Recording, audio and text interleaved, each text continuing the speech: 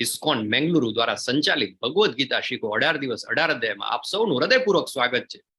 પરમ પૂજ્ય નામાનિષ્ઠા દાસ પ્રભુ એમના માર્ગદર્શનથી અને એમની પ્રેરણાથી આપણે બધા સાથે મળી અને આજે અભ્યાસ કરવા જઈ રહ્યા છીએ અધ્યાય નંબર 3, જેનું નામ છે કર્મયોગ. કોર્સને ચાલુ કરતા પહેલા આપણે મંગળાચરણ કરીશું, મંગળતાની કામના કરીશું. આપણે શ્રી શ્રી રાધા ગોવિંદના ચરણમાં વંદન કરીશું. આપણને બધાને એ સદબુદ્ધિ આપે કે આપણે એમને વધારે સારી રીતે જાણી શકીએ. મારી સ્ક્રીન વિઝિબલ છે પ્રભુ? દેખાઈ રહી છે? હા પ્રભુજી. ઓકે, થેન્ક યુ પ્રભુ.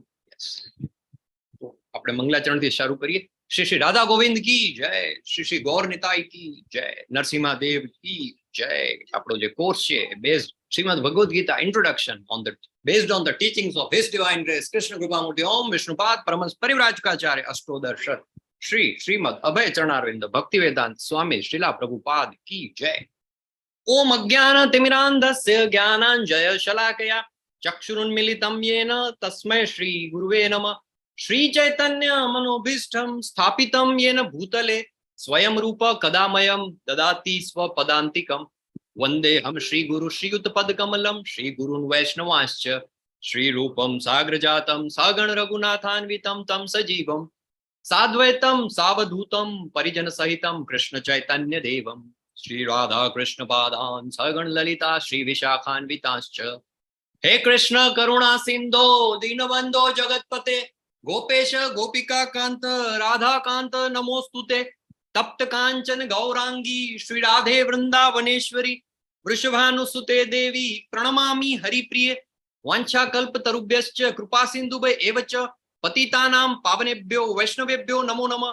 જયો શ્રી કૃષ્ણ ચૈતન્ય પ્રભુ નિત્યાનંદ શ્રી અદ્વૈત ગદાધર શ્રીવાસાદિ ગૌર ભક્ત વૃંદા. હરે કૃષ્ણ કૃષ્ણ કૃષ્ણ હરે હરે હરે રામ રામ રામ હરે હરે હરે હરે કૃષ્ણ. હરે કૃષ્ણ હરે કૃષ્ણ. હરે ફરીથી એકવાર બધાનું સ્વાગત છે હૃદયપૂર્વક. આજે આપણે અધ્યાય 3 ની ચર્ચા કરીએ છીએ. એની પહેલા અધ્યાય 1 અને 2 ફટાફટ એક ક્વિકલી રિકેપ લઈ લઈએ. અધ્યાય 1 માં આપણે જોયું અર્જુનજીનો વિષાદ યોગ હતો. અર્જુનજીના ઘણા બધા પ્રશ્નો હતા.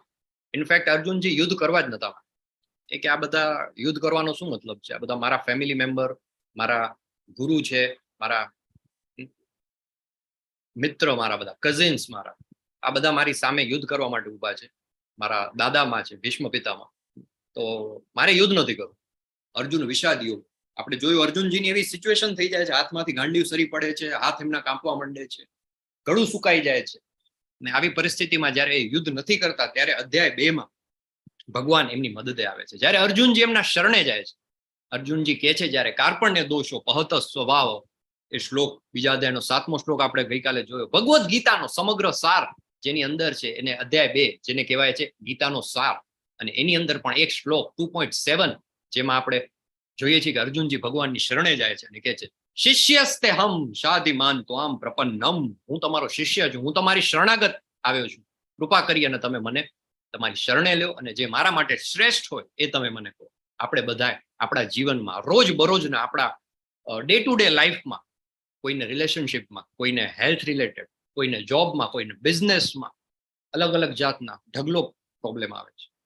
પેલું કહેવાય છે ગુજરાતીમાં એક કહેવત છે, એક સાંધે ત્યાં 13 તૂટે. એવી પરિસ્થિતિ થઈ જાય છે. એક સમસ્યામાંથી બહાર નીકળી તો સામે બીજી સમસ્યા ઊભી જ હોય. આવી સમસ્યાઓમાં જ્યારે આપણે જરૂર પડે, હું ઘણા બધા લોકોને મેસેજથી ને ફોનથી ને ટચમાં હોઉં છું. એક બ્રોડકાસ્ટ ગ્રુપ બનાવ્યું છે જેમાં મહિને 2-3 વખત મેસેજ કરતો હું. સિલેક્ટેડ મેસેજ હોય જેનો મેસેજ કરું ને લગભગ એવું થાય. ગઈકાલે મેં એક મેસેજ કર્યો હતો ગ્રુપમાં, 8 થી 10 લોકોનો પર્સનલ રિપ્લાય આવ્યો. એક્ઝેક્ટલી અમારા જીવનમાં અત્યારે આવું જ ચાલી રહ્યું હતું ને અમને આની જ જરૂર હતી ને મળી. એ ક્યારે શક્ય થાય? બરાબર, જ્યારે આપણે કૃષ્ણની શરણે જઈને ત્યારે. તો એ 2.7 આ ખૂબ જ ઇમ્પોર્ટન્ટ શ્લોક છે. વારંવાર આપણે રોજ 18 દિવસ આ શ્લોકને યાદ કરીશું. જેમના ઘરમાં બાળકો હોય ને એમણે જરૂરથી આ શ્લોક બાળકોને તો કંઠસ્થ કરાવવો જ જોઈએ. બાળકો છે ને બહુ નાની ઉંમરમાં એ લોકોનો ગ્રાસ્પિંગ પાવર બહુ ફાસ્ટ હોય છે. એ લોકોને આ શ્લોક આવડી જાય ને, તમે જોજો ક્યારેક હું બીજા બાળકોને અહીંયા લઈ આવીશ, કિડ્સ બેચના 5-5 વર્ષના, 7-7 વર્ષના, 4-4 વર્ષના છોકરાઓ, એને બીજા અધ્યાયનો 7મો શ્લોક તો જરૂરથી આવડતો. બરાબર? એટલે આપણે પણ જયારે જીવનમાં આપણે પ્રોબ્લેમ આવે ને, રાત્રે સૂતા પહેલા આપણે આ શ્લોક બોલવાનો. કાર્પણ્ય દોષો પહત સ્વભાવ પૃચ્છામિ ત્વાન ધર્મ સમૂઢ ચેતા. મને નથી ખબર પડતી કે હવે હું શું કરું. કૃપા કરીને મને તમે મારા માટે જે શ્રેષ્ઠ હોય બતાવો. રાતે આ શ્લોક બોલતા બોલતા જયારે આપણે સુઈ જઈએ ભગવાનની શરણે જતા જતા સવારે ઉઠીએ ને ડેફિનેટલી એક નવું આશાનું કિરણ આપણા જીવનમાં આવે છે. તો એવો ખૂબ જ ઇમ્પોર્ટન્ટ પાર્ટ ભગવદ્ ગીતાનો બીજા અધ્યાયનો 7મો શ્લોક, જેમાં આપણે ભગવાનની શરણે કેવી રીતે જઈએ છીએ અર્જુનજી, અને એના પછી જયારે ભગવાનની શરણે અર્જુનજી જાય છે ત્યારે ભગવાનનું પ્રાગટ્ય થાય છે. ત્યારે આવે છે શ્રી ભગવાન ઉવાચ, અને ભગવાન કે છે અશોચ્યા નન્વ શોચસ્ત્વમ પ્રજ્ઞાવાદાંશ્ચ ભાષસે, અને અર્જુનજીને જ્ઞાન થાય છે. સૌથી મોટું ટેક અવે બીજા અધ્યાય, આપણે તો શરણે ગયા પણ પછી જે ભગવાન જે નોલેજ આપવાનું શરૂ કરે છે એમાંથી સૌથી પહેલું ટેક અવે, સૌથી મોટું ટેક અવે, ઇનફેક્ટ આખા ભગવદ્ ગીતાનું સૌથી મોટું ટેક અવે કહી શકાય, આપણે બધા જ શરીર નથી, આત્મા છીએ. બરાબર. અને ચિત્રકેતુ મહારાજની ઘટના આપણે જોઈ, એમનું એક્ઝામ્પલ લીધું. અલગ અલગ શ્લોક દ્વારા ભગવાન કહે છે દેહી નોસ્મિન યથા દેહે કૌમારમ યૌવનમ જરા, જેમ નાનું બાળક છે મોટું થાય છે એવી જ રીતે શું થાય છે, એક મનુષ્ય છે એક શરીરમાંથી બીજા શરીરમાં જાય છે, એટલે મૃત્યુનો શોક કરવો જોઈએ. નૈનમ છિંદંતી શસ્ત્રાણી નૈનમ દહતી પાવક, જે શરીર જે છે એ તો નાશવંત છે, પણ જે આત્મા છે એ કેવું છે, અમર છે. એ બુલેટ પ્રૂફ છે, એને કોઈ શસ્ત્રો છેદી નથી શકતા, અગ્નિ બાળી નથી શકતો, પાણી ભીંજવી નથી શકતું, પવન સૂકવી નથી શકતો. વાસાસી જીર્ણાની યથા વિહાય, જેમ આપણા કપડા જૂના થઈ જાય તો આપણે શું કરીએ, તમારા બધાના કોઈ ઘરમાં તમારા બધા આપણે કપડા હોય બરાબર ને, દર દિવાળી આપણે નવા લેતા હોય. કે હવે તો ઇનફેક્ટ દિવાળી જેવું કઈ નથી, જયારે મન પડે ત્યારે આપણે એમેઝોન માંથી કે મેન્ટ્રામાંથી શોપિંગ એપ આવી ગયું, ઓર્ડર કરી ઓનલાઈન મંગાવી લઈએ. તમારા બહુ સરસ ફેવરિટ કપડા હોય, જૂના થઈ જાય તો તમે શું કરો, વાસાસી જીર્ણાની યથા વિહાય, તો આ જૂના કપડા આપણે આપી દઈએ કોઈને, નવા ઓર્ડર કરી દઈએ, સિમ્પલ. બરાબર. એવી જ રીતે ભગવાન કહે છે કે જેમ જૂના કપડા જીર્ણ થઈ જાય, ફાટી જાય, એટલે આપણે એનો ત્યાગ કરીને નવા કપડા પહેરીએ છીએ. સિમિલરલી જ્યારે આ દેહ છે એ જીર્ણ થઈ જાય, જ્યારે ઘરડો થઈ જાય, એ વૃદ્ધાવસ્થામાં પહોંચે, એ ફાટી જાય, ત્યારે જેમ કપડા આપણે ચેન્જ કરીએ છીએ, સિમિલરલી આત્મા જે છે એ શરીર ચેન્જ કરે છે. એટલે તારે જરાય એવી કોઈ શોક કરવાની જરૂર નથી, તારે એવી ચિંતા કરવાની જરૂર નથી કે હું આ બધાને ભીષ્મ પિતામહને દ્રોણાચાર્યને બધાને હું મારી નાખીશ. પોસિબલ જ નથી, તું કઈ કરી શકે એમ જ નથી. એવું કઈ છે જ નહીં કે ક્યારે તું નતો ને હું નતો ને આ બધા નતા, બરાબર ને. એટલે you just don't worry about that. જે અર્જુનજીના 5 પ્રશ્નો હતા પહેલા અધ્યાયમાં, કે કરુણા પાપ નથી, કરુણા પાપ લાગશે, આનંદ નથી, પછી યુદ્ધની અનિશ્ચિતતાઓ અને કૌટુંબિક પરંપરાઓ, આ બધા જ 5 પ્રશ્નોનો જવાબ જે છે એ આપણને મળે છે અધ્યાય 2માં ભગવદ્ ગીતાનો સાર. અને છેલ્લે ગઈકાલે આપણે જોયું બીજા અધ્યાયનો 47મો શ્લોક, જેની સાથે આ ત્રીજા અધ્યાયનું કનેક્શન છે. બહુ જ ફેમસ શ્લોક છે, પોપ્યુલર છે. કર્મણ્ય વાધિકાર હસ્તે માં ફલેશુ કદાચન. અને એ આજનો આપણો જે અધ્યાય છે એ આખો એના ઉપર જ બેસ્ડ છે. તો એની આપણે ચર્ચા કરવા જઈ રહ્યા છીએ, કર્મયોગની. ખૂબ જ સરસ ધ્યાનપૂર્વક આપણે જો આ ત્રીજો અધ્યાય આપણે સમજી લઈએ ને, તો ડે ટુ ડે લાઈફમાં તો આ ખૂબ જ ઉપયોગી થતો હોય છે.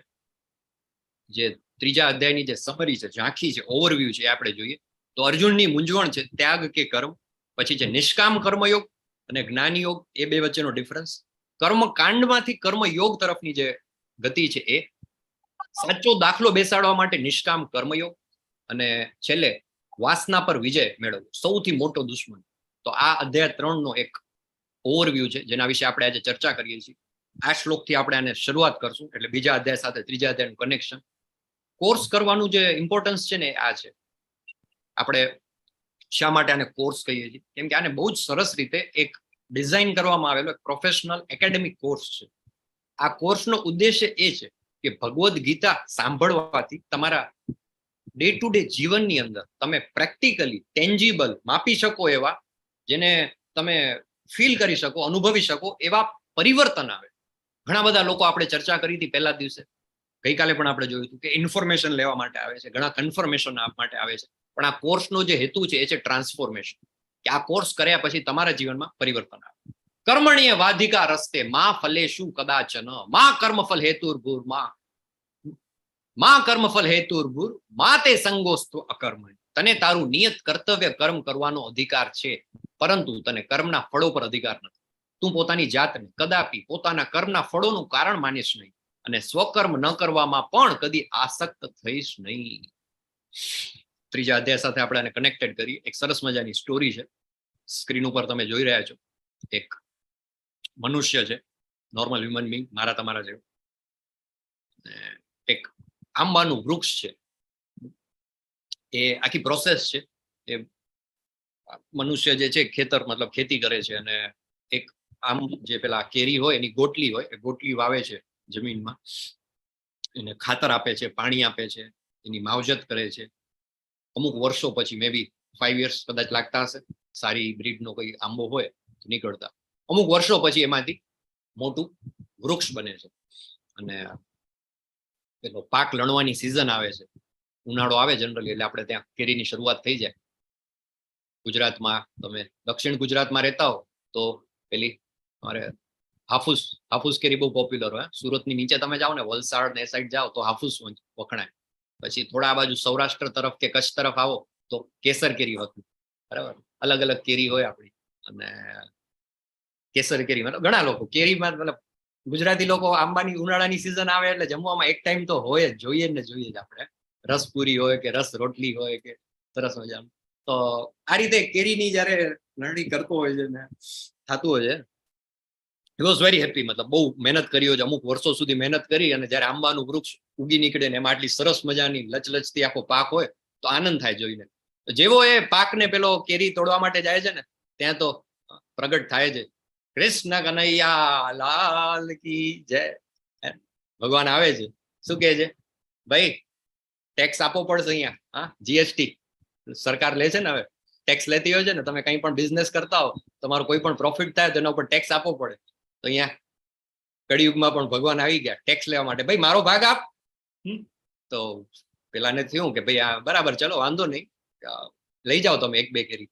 તો ના, એમ 1-2 કેરી નહીં, હું તો વધારે લઈશ. અરે કે બોલો ભાઈ, એમ ના ચાલે હો. તમે આ કળિયુગ છે, દ્વાપરયુગ નથી. દ્વાપરયુગમાં તમારું રાજ ચાલતું હતું, મને ખબર છે. તમે પેલી ગોપીઓ બિચારી મહેનત કરીને માખણ તૈયાર કરે અને તમે જઈને ચોરી આવતા. આપણે કહીએ છીએ ને, જય રણછોડ માખણ ચોર. એ બધું દ્વાપરયુગમાં ચાલે. ભાઈ કળિયુગમાં 2-3 કેરી જોતી હોય તો ઠીક છે, બાકી એનાથી વધારે હું આપવાનો નથી કાંઈ. સરકારને અમે બહુ જીએસટીમાં બહુ ઠાગાઠૈયા જ કરીએ છીએ. અમે બહુ જે સ્લેબ આવતો એ પ્રમાણે આપતા નથી.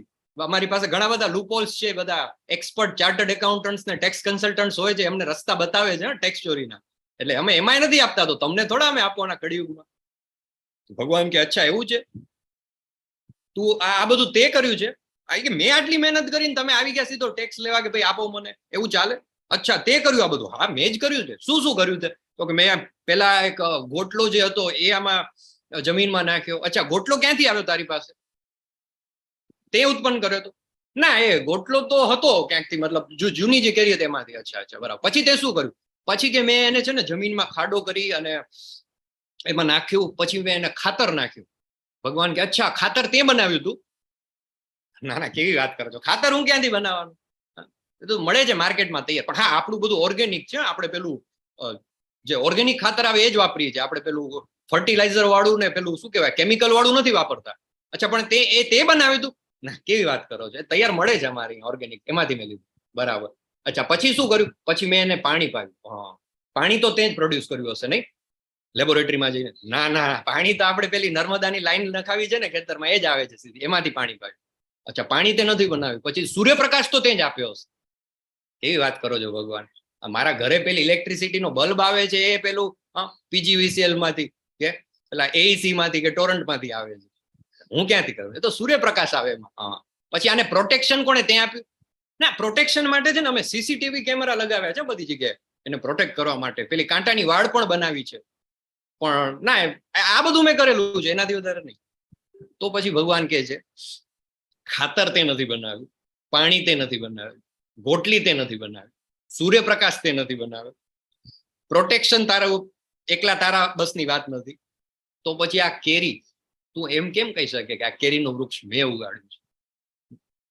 અને આપણા જીવનમાં પ્રોબ્લેમ ક્યાં છે ખબર છે? સૌથી મોટો પ્રોબ્લેમ આપણે બધા જ છે ને, આપણામાં હું પણ આવી જાય છે. આપણે જે કંઈ પણ કર્મ કરીને આપણે મેં કર્યું, મારો ક્લાસમાં ફર્સ્ટ નંબર આવ્યો, મેં મારા બિઝનેસમાં આટલા કરોડનું ટર્નઓવર કર્યું, હું એમ્પ્લોય ઓફ ધ મંથ બન્યો. કેટલા બધા આપણે બધામાં, દરેક વસ્તુમાં આપણે શું કરીએ? આ મેં કર્યું, આ મેં કર્યું, આ મેં કર્યું. અને જીવનમાં જેટલા પણ પ્રોબ્લેમ આવે છે ને, એનું મૂળ કારણ જ આ છે.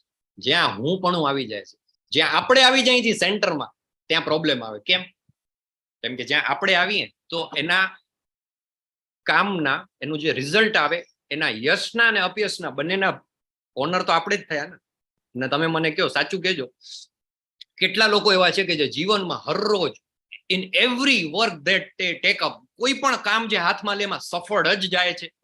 એવા કોઈ મહાનુભાવ છે આપણી વચ્ચે? કોઈનો સક્સેસ રેટ 100% નો સ્ટ્રાઇક રેટ હોય? પોસિબલ જ નથી. એક બાળક સ્કૂલમાં ભણતું હોય અને સ્કૂલમાં ભણવા જાય, માની લો એક ક્લાસમાં 30 સ્ટુડન્ટ્સ હોય કે 40 સ્ટુડન્ટ્સ હોય, એ 40 સ્ટુડન્ટમાંથી ફર્સ્ટ નંબર કેટલા લોકોનો આવે? હરે કૃષ્ણ, એક જણનો. કેવી વાત કરો? ફર્સ્ટ નંબર તો એકનો જ આવે ને. બાકી 39 હોય, 40 માંથી 39 નો ના આવે, એકનો જ ફર્સ્ટ નંબર આવે. બરાબર. એક બિઝનેસ ચાલતો હોય કોઈ એરિયામાં, તમે જોતા હશો તમારી આસપાસ ઘણી બધી દુકાનો હશે, મે બી રેસ્ટોરન્ટ્સની આપણે વાત કરી, કેટલા બધા રેસ્ટોરન્ટ હશે, પણ તમે જોવા જાવ ને તો તમારા એરિયામાં છેલ્લા 10 વર્ષનો તમે હિસાબ કરો ને તો કોઈ એક દુકાન તમે જોજો, એમાં 10 વર્ષમાં 5 ધંધા બદલી ચૂક્યા હશે. 2 વર્ષ પહેલા ત્યાં કંઈક બીજું હતું, પછી કંઈક મેડિકલ સ્ટોર બની ગયો, પછી એ ના ચાલ્યો તો કંઈક બીજું થયું, કંઈક ત્રીજું થયું. રજિસ્ટ્રાર ઓફ કંપનીઝ છે, ભારત સરકારનું એક ડિપાર્ટમેન્ટ છે, MSME, medium and small scale industry કેવું કંઈક એને કહેવાય છે. એના આંકડા છે, દર 5 વર્ષે જેટલા બિઝનેસ રજિસ્ટર્ડ થાય છે ને, 100 કંપની માની લો કે રજિસ્ટર્ડ થાય છે ROC-માં, તો એમાંથી આફ્ટર 5 years 95 કંપની, 95 કંપની બંધ થઈ જાય, નિષ્ફળ જાય છે. ખાલી 5 જ બિઝનેસ એવા છે કે જે 5 વર્ષ સર્વાઈવ કરી જાય છે. અને એ 5 જે સર્વાઈવ કરી ગયા એનું નેક્સ્ટ 5 વર્ષનું સર્વાઈવ કાઢવામાં આવે ને તો એમાંથી 4 બંધ થઈ જાય. એટલે ખાલી 1% બિઝનેસ છે 10 વર્ષ સર્વાઈવ કરે છે. સ્કૂલમાં એક જ જણનો ફર્સ્ટ નંબર આવે છે. જોબ તમે કરતા હોય એમાં પ્રમોશન કે જે ટોપ હોય, ટોપ પોસ્ટ હોય, એક જ જણને મળે છે, પણ એના માટે મહેનત બધા કરે છે. ગવર્મેન્ટ જોબ, બરાબર, ગુજરાતમાં થોડોક હમણાં એનો ટ્રેન્ડ વધારે ચાલ્યો છે, બધા પેલી ભરતી થતી હોય સરકારી ભરતી, એમાં એપ્લાય કરે, એમાં તમે આંકડા આવે ને તમે જુઓ ને તો 50 જગ્યા હોય અને એક્ઝામ આપવા વાળા કેટલા? 5 લાખ લોકો. 5 લાખમાંથી જગ્યા 50 જ છે, બાકીના 4,99,950 એ નિષ્ફળ જ જવાના. કર્મણ્ય વાધિકા રસ્તે માં ફલેશું કદાચન, આ શ્લોક અને આ કર્મનો સિદ્ધાંત શા માટે જરૂરી છે? કેમ કે આપણે જે આપણા માઇન્ડની અંદર સફળતાની ને નિષ્ફળતાની વ્યાખ્યા કરી નાખી છે ને, એ જ ખોટી છે. આપણે એવું નક્કી કરી લીધું છે કે આપણું બાળક છે, આપણે વધારે ક્યાં આગળ જવું, આપણા છોકરાને જ, આપણા બાળકને જ આપણે સતત દિવસ રાત આપણે ટોર્ચર કરતા હોય. આ વખતે તારો ફર્સ્ટ નંબર ના આવે ને તો જોઈ લેજો. કાં એને આપણે ધમકી આપીએ, ના ના અમે એવા નથી, તો તમે ગ્રીડ આપતા છો. આ વખતે જો મારો દીકરો ફર્સ્ટ નંબર લઈ આવ્યો ને એટલે એક મસ્ત મજાની સાયકલ તને લઈ આપીશ. આ કરતા હશો તમે, કાં ફિયર કાં ગ્રીડ. આજ કરી આ ધંધો આપણે કરીએ. એ નાના બાળકના મનમાં તમે સેટ કરી દીધું કે જો એનો ક્લાસમાં ફર્સ્ટ નંબર આવે તો જ સફળ છે. અને ફર્સ્ટ નંબર કેટલા લોકોનો આવે? ખાલી એકનો જ આવે, બાકી 39 નો નથી આવતો. એટલે એના માઇન્ડમાં ફિક્સ થઈ ગયું કે જો મારો ફર્સ્ટ નંબર નથી આવતો તો હું નિષ્ફળ છું. અને પછી આપણે એમ કહીએ કર્મણ્ય વાધિકા રસ્તે માં ફલેશું કદાચન, પોસિબલ જ નથી. કેમ કે એના મગજમાં, એક નાના બાળકના મગજમાં આપણે ફિટ કરી દીધું, તું તો જ સફળ છો જો તારો ક્લાસમાં ફર્સ્ટ નંબર આવે. કોમ્પિટિટિવ એક્ઝામની તૈયારી કરી રહ્યો, તું તો જ સફળ છો જો તું ટોપ 5 માં તારું સિલેક્શન થઈ ગયું ને તારો આટલામાં રેન્ક આવે. અરે મેં એવા લોકોને જોયા છે, એવા પેરેન્ટ્સને જોયા છે કે બાળકના 97% આવવા ઉપર એને ટોર્ચર કરવામાં આવતું. 97 કોને કહેવાય? અમારા ટાઈમમાં 90% બહુ સારા કહેવાતા ને. ઇવન અમારા કરતા આગળ જાઓ તમે, ઘણા બધા વેટરન્સ અહીંયા બેઠા છે, તો આજના તો જે રિઝલ્ટ આવે છે ને 95% ને 98% ને, એવા તો 2-3 જણના ભેગા થઈને એટલા થતા. બરાબર. હવે 60% આવે તો ઘણા થઈ ગયા. 60% તો એમ બહુ ઘણું કહેવામાં આવતું. ફર્સ્ટ ક્લાસ આવે એટલે આમ ઓહો ફર્સ્ટ ક્લાસ. અને હવે એટલું કોમ્પિટિટિવ આપણે કરી નાખ્યું છે કે 97 આવ્યા ને તો કે ઓલા બાજુવાળા મહેતા સાહેબનો છોકરો કેટલા ટકા લઈ આવ્યો ખબર તને? 98% આવે, તારા ખાલી 97 આવે. અરે બાપ, આપણે માઇન્ડમાં એવું સેટ કરી દીધું છે નાના બાળકના. અને પછી દરેક જગ્યા, દરેક ડગલે ને પગલે એનું ક્યાં આજે રિઝલ્ટ શું આવે છે ખબર? એક ઇન્ડિયાના સૌથી ટોપ કાર્ડિયોલોજિસ્ટ છે, એનો એક હું ક્યાંક ઇન્ટરવ્યુ જોઈ રહ્યો હતો. એ કહે છે કે આજથી 30-40 વર્ષ પહેલા જ્યારે મેં પ્રેક્ટિસની શરૂઆત કરી હતી, ત્યારે અમારી પાસે જે ઓપીડીમાં આવતા કાર્ડિયોલોજિસ્ટ પાસે, એની એવરેજ એજ, સરેરાશ આયુષ્ય 65 વર્ષ હતું. 65 years. 65 વર્ષ સરેરાશ આયુષ્ય હતું કાર્ડિયાક પેશન્ટનું ઓપીડીમાં આવતા હતા. 20 વર્ષ પછી એ આંકડો સરેરાશ આયુષ્ય 45 નો થઈ ગયો છે. અને અત્યારે એમનું એનાલિસિસ એવું કહે છે કે આવનારા 10 વર્ષમાં પરિસ્થિતિ એવી થવાની છે કે સરેરાશ આયુષ્ય અમારી પાસે જે ઓપીડીમાં આવે છે ને એનું 35 વર્ષનું થઈ જશે. પેલા એવું હતું, જૂના જમાનામાં જે લોકો હશે એમને ખ્યાલ છે કે ત્રીજો એટેક આવે ને એટલે એમ કહેવાય કે ટિકિટ કપાઈ ગઈ. 2 એટેક સર્વાઈવ કરી જાય લગભગ મોટા ભાગના લોકો. એક તો આરામથી સર્વાઈવ કરી જાય, બીજો સર્વાઈવ કરે, ત્રીજામાં વિકેટ પડે. હવે એવું કઈ બીજો ત્રીજો કઈ રહ્યું નથી. પહેલા એટેકમાં જ પૂરું થઈ જાય અને 25 વર્ષે આવી જાય, 35 વર્ષે આવી જાય, 20 વર્ષે આવી જાય, કાંઈ નક્કી નથી. બરાબર. એનું કારણ શું છે ખબર છે? આપણે બધું હું કરું છું, આ મેં કર્યું. જેવી રીતે મેં કર્યું એવી જ રીતે મેં ન કર્યું. અને મોટા મોટા બિઝનેસમેન તમે જો ને, દર મહિને તમે જોશો ને 2 કે 3 મોટા કિસ્સા તમારી સામે આવશે કે બહુ જ મોટા ફિલ્મ સ્ટાર. હમણાં જ આવ્યું ને કોઈ એક બહુ ફેમસ કોઈ ફિલ્મના ડિરેક્ટર હતા, જસ્ટ 3-4 દિવસ પહેલાની વાત, અઠવાડિયા પહેલાની વાત છે. હા, એમણે સુસાઇડ કરી લીધું.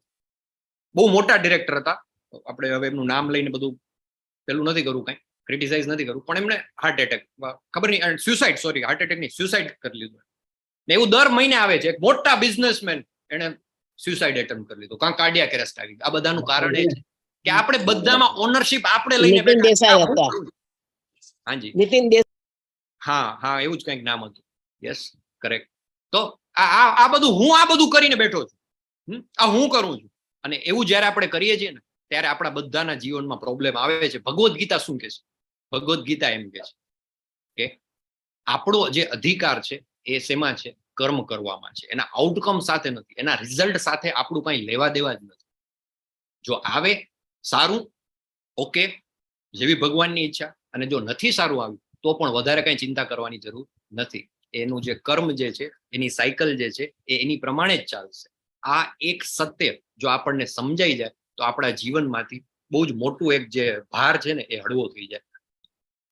અર્જુન ઉવાચ જ્યાયસી ચેત કર્મણસ્તે મતા બુદ્ધિર જનાર્દન તત્કિમ કર્મણી ઘોરે માં નિયોજયસી કેશવ. અર્જુને કહ્યું, હે જનાર્દન, હે કેશવ, જો તમે બુદ્ધિને સકામ કર્મ કરતા શ્રેષ્ઠ માનતા હો તો પછી તમે મને આ ઘોર યુદ્ધ કરવા શા માટે પ્રેરી રહ્યા છો? અર્જુનજી ભગવાનને કયા નામથી સંબોધિત કરે છે? હરે કૃષ્ણ. જનાર્દન. કેશવ. જનાર્દન, બે નામથી સંબોધિત કરે છે, જનાર્દન ને કેશવ. જનાર્દન અને કેશવ. જનાર્દન ને કેશવ. જનાર્દન નામનો શું અર્થ થાય? કોઈને ખ્યાલ છે? જનાર્દન જગતનું પાલન કરે તે. જગતનું પાલન કરે છે. આખા જગતનું જે પાલન પોષણ કરે, જે જગતને પ્રોટેક્ટ કરે, એને કહેવાય જનાર્દન. આપણે વિષ્ણુ સહસ્ત્ર નામ બોલીએ છીએ, એની અંદર પણ આપણે આવતી ભગવાનના જે અલગ અલગ નામ છે, એમાંથી એક જનાર્દન નામ છે. બરાબર. યસ્ય સ્મરણ માત્રેણ જન્મ સંસાર બંધનાથ વિમુચ્યતે નમસ્તસ્મૈ વિષ્ણવે પ્રભ વિષ્ણુ. બરાબર. જેમના સ્મરણ માત્રથી આપણું જીવન જે છે, તો આપણા જીવનને જે પ્રોટેક્ટ કરે છે, પાલન પોષણ કરે છે. અર્જુન અહીંયા કહે છે કે હે જનાર્દન. એક એક નામની પાછળ આખી સ્ટોરી છે. શા માટે આ શ્લોકમાં ભગવાનને અર્જુન જનાર્દન કહે છે? કે તમે તો જનાર્દન છો, તમે લોકોના પ્રોટેક્ટર છો, પાલન પોષણ કરવા વાળા છો, ને તમે મને યુદ્ધ કરવા માટે કહી રહ્યા છો. યુદ્ધ એટલે યુદ્ધ કોને કહેવાય? તો યુદ્ધની અંદર તો લાખો કરોડો લોકોનો નાશ થઈ જશે, મૃત્યુ પામશે, ને તમે જનાર્દન થઈને આવું કરો છો. તમે હમણાં મને વાત કરી ગઈકાલે, ગઈકાલે એટલે આમ તો ભગવદ્ ગીતા તો એક જ ટાઈમમાં એક સાથે જ કહેવાયેલી છે, પણ જેમ આપણે ચર્ચા કરી બીજા અધ્યાયમાં કે બુદ્ધિ યોગ, એની જયારે ચર્ચા થઈ, આ બધાનો ત્યાગ કર, એ ચર્ચા થઈ, અને હવે તમે મને એમ કહો છો કે યુદ્ધ કર, તો હું મુંજાઈ ગયો છું. વ્યામી શ્રેણેવ વાક્યેન બુદ્ધિ મોહયસીવ મે તદેકમ વદ નિશ્ચિત્ય યેન શ્રેયો હમ આપનુયામ તદ એકમ વદ નિશ્ચિત્ય. તમે આ જે ડબલ વાત કરો છો ને, એનાથી હું કન્ફ્યુઝ થઈ ગયો છું. કૃપા કરી નિશ્ચયપૂર્વક મને જણાવો. તદ એકમ વદ, તમે એક વાત કરો. તદ એકમ, એક વાત કરો મારી સાથે. અને યેન શ્રેયો, જે મારા માટે જે શ્રેયસ્કર છે, એ તમે મને જણાવો. મારા માટે સૌથી વધારે હિતાવહ શું છે, એ તમે મને. This way, that way, the other way. આપણા બધાના જીવનમાં પણ બધા ઓપ્શન આવે. એક્ઝામ આપણી હોય, એક્ઝામ પાસ કરીને જયારે આપણા હાથમાં ડિગ્રી આવે તો આપણે ઓપ્શન હોય, આમાં જવું કે આમાં જવું, સાયન્સમાં જવું, કોમર્સમાં જવું. સાયન્સમાં જવું તો શેમાં ભાઈ પીસીએમ, ફિઝિક્સ, કેમેસ્ટ્રી, મેથ્સ લઈને એન્જિનિયરિંગ કે એ તરફ આગળ વધવું, કે બાયોલોજી લઈને મેડિકલમાં જવું. સ્ટડી પૂરા કરીને બહાર આવીએ તો મેરેજ કરવા, ન કરવા, કરવા તો કઈ ટાઈપના કરવા, લવ મેરેજ કરવા, એરેન્જ મેરેજ કરવા, કોની સાથે કરવા, ધામધૂમથી કરવા કે સાદાઈથી કરવા, કેટલા બધા સ્ટેપ બાય સ્ટેપ દર વખતે આપણી પાસે ઘણા બધા ઓપ્શન્સ હોય ને આપણને ખબર ન પડે કે શું કરવું. અર્જુનજી પણ થોડાક આપણી જેમ જ કન્ફ્યુઝ છે. એ પૂછે છે કે શું કરવું? એકમ વદ, તમે એક વાત મને કહો કે મારા માટે કયો રસ્તો સાચો છે. શું મારે બધી વસ્તુનો ત્યાગ કરી દેવો, કે મારે તમે જે યુદ્ધ કરવાનું જે મને કામ કહી રહ્યા છો એ મારે કરવું. પ્રત્યેક વ્યક્તિને, હવે ભગવાન અહીંયા કહે છે, બહુ સરસ જવાબ આપે છે, પ્રત્યેક વ્યક્તિને તેણે ભૌતિક પ્રકૃતિ દ્વારા મેળવેલા ગુણો અનુસાર વિવશ થઈને કર્મ કરવું જ પડે. તેથી કોઈ પણ મનુષ્ય એક ક્ષણ માટે પણ કર્મ કર્યા વિના રહી શકતો નથી. બહુ ક્લિયરલી અહીંયા ભગવાન કહે છે કર્મ ન કરવું એ તો ઓપ્શન જ નથી. Nobody can live for even a single moment. એક ક્ષણ માટે પણ મનુષ્ય કર્મ કર્યા વિના નથી રહી શકતો. તમે કહેશો શું વાત કરો છો? અમારે પેલો છે મારો કઝિન એક છે, કઈ કામ ધંધો નથી કરતો, આખો દિવસ પેલું શું કે છે કાઉચ પોટેટો સોફા ઉપર પડ્યો છે, નોકરી ને ધંધો ને સ્ટડી કઈ કામ નથી કરતો. એવો વ્યક્તિને પણ શ્વાસ તો લેવો જ પડે છે. શ્વાસ લેવું એ પણ એક કર્મ છે. કોઈ છે એવા મહાનુભાવ આપણી સાથે જે એમ કે છેલ્લે મેં 2017 શ્વાસ લીધો હતો, એના પછી મેં ક્યારે શ્વાસ નથી લીધો? પોસિબલ નથી. મનુષ્ય એક ક્ષણ પણ નથી રહી શકતો. ભગવાન કહે છે શ્વાસ લેવું એ પણ એક કર્મ છે, ચાહે તમે જાણતા કરો અજાણતા કરો. એક ક્ષણ માટે પણ કર્મ કર્યા વિના રહી શકાતું નથી. એટલે કર્મ ન કરવું that is not the option. હવે આપણે જોઈએ કે કઈ રીતે કર્મ કરવું. કર્મેન્દ્રિયાણી સંયમ્ય ય આસ્તે મનસા સ્મરણ ઇન્દ્રિયાર્થાન વિમૂઢાત્મા મિથ્યાચાર સ ઉચ્યતે. જે મનુષ્ય કર્મેન્દ્રિયોને કાબુમાં રાખે છે પરંતુ મનમાં ઇન્દ્રિયોના વિષયોનું ચિંતન કરે છે, તે નિસંદેહ પોતાને છેતરે છે અને એને તારે ઢોંગી જાણવો. ઘણા લોકો એમ કહેતા હોય કે મેં તો બધી કર્મેન્દ્રિયોને કાબુમાં રાખી દીધી છે. બહારથી તમને એવું લાગે કે આ બહુ સંત મહાત્મા છે, પણ અંદર એના વિષયોનું ચિંતન સતત ચાલુ જ હોય.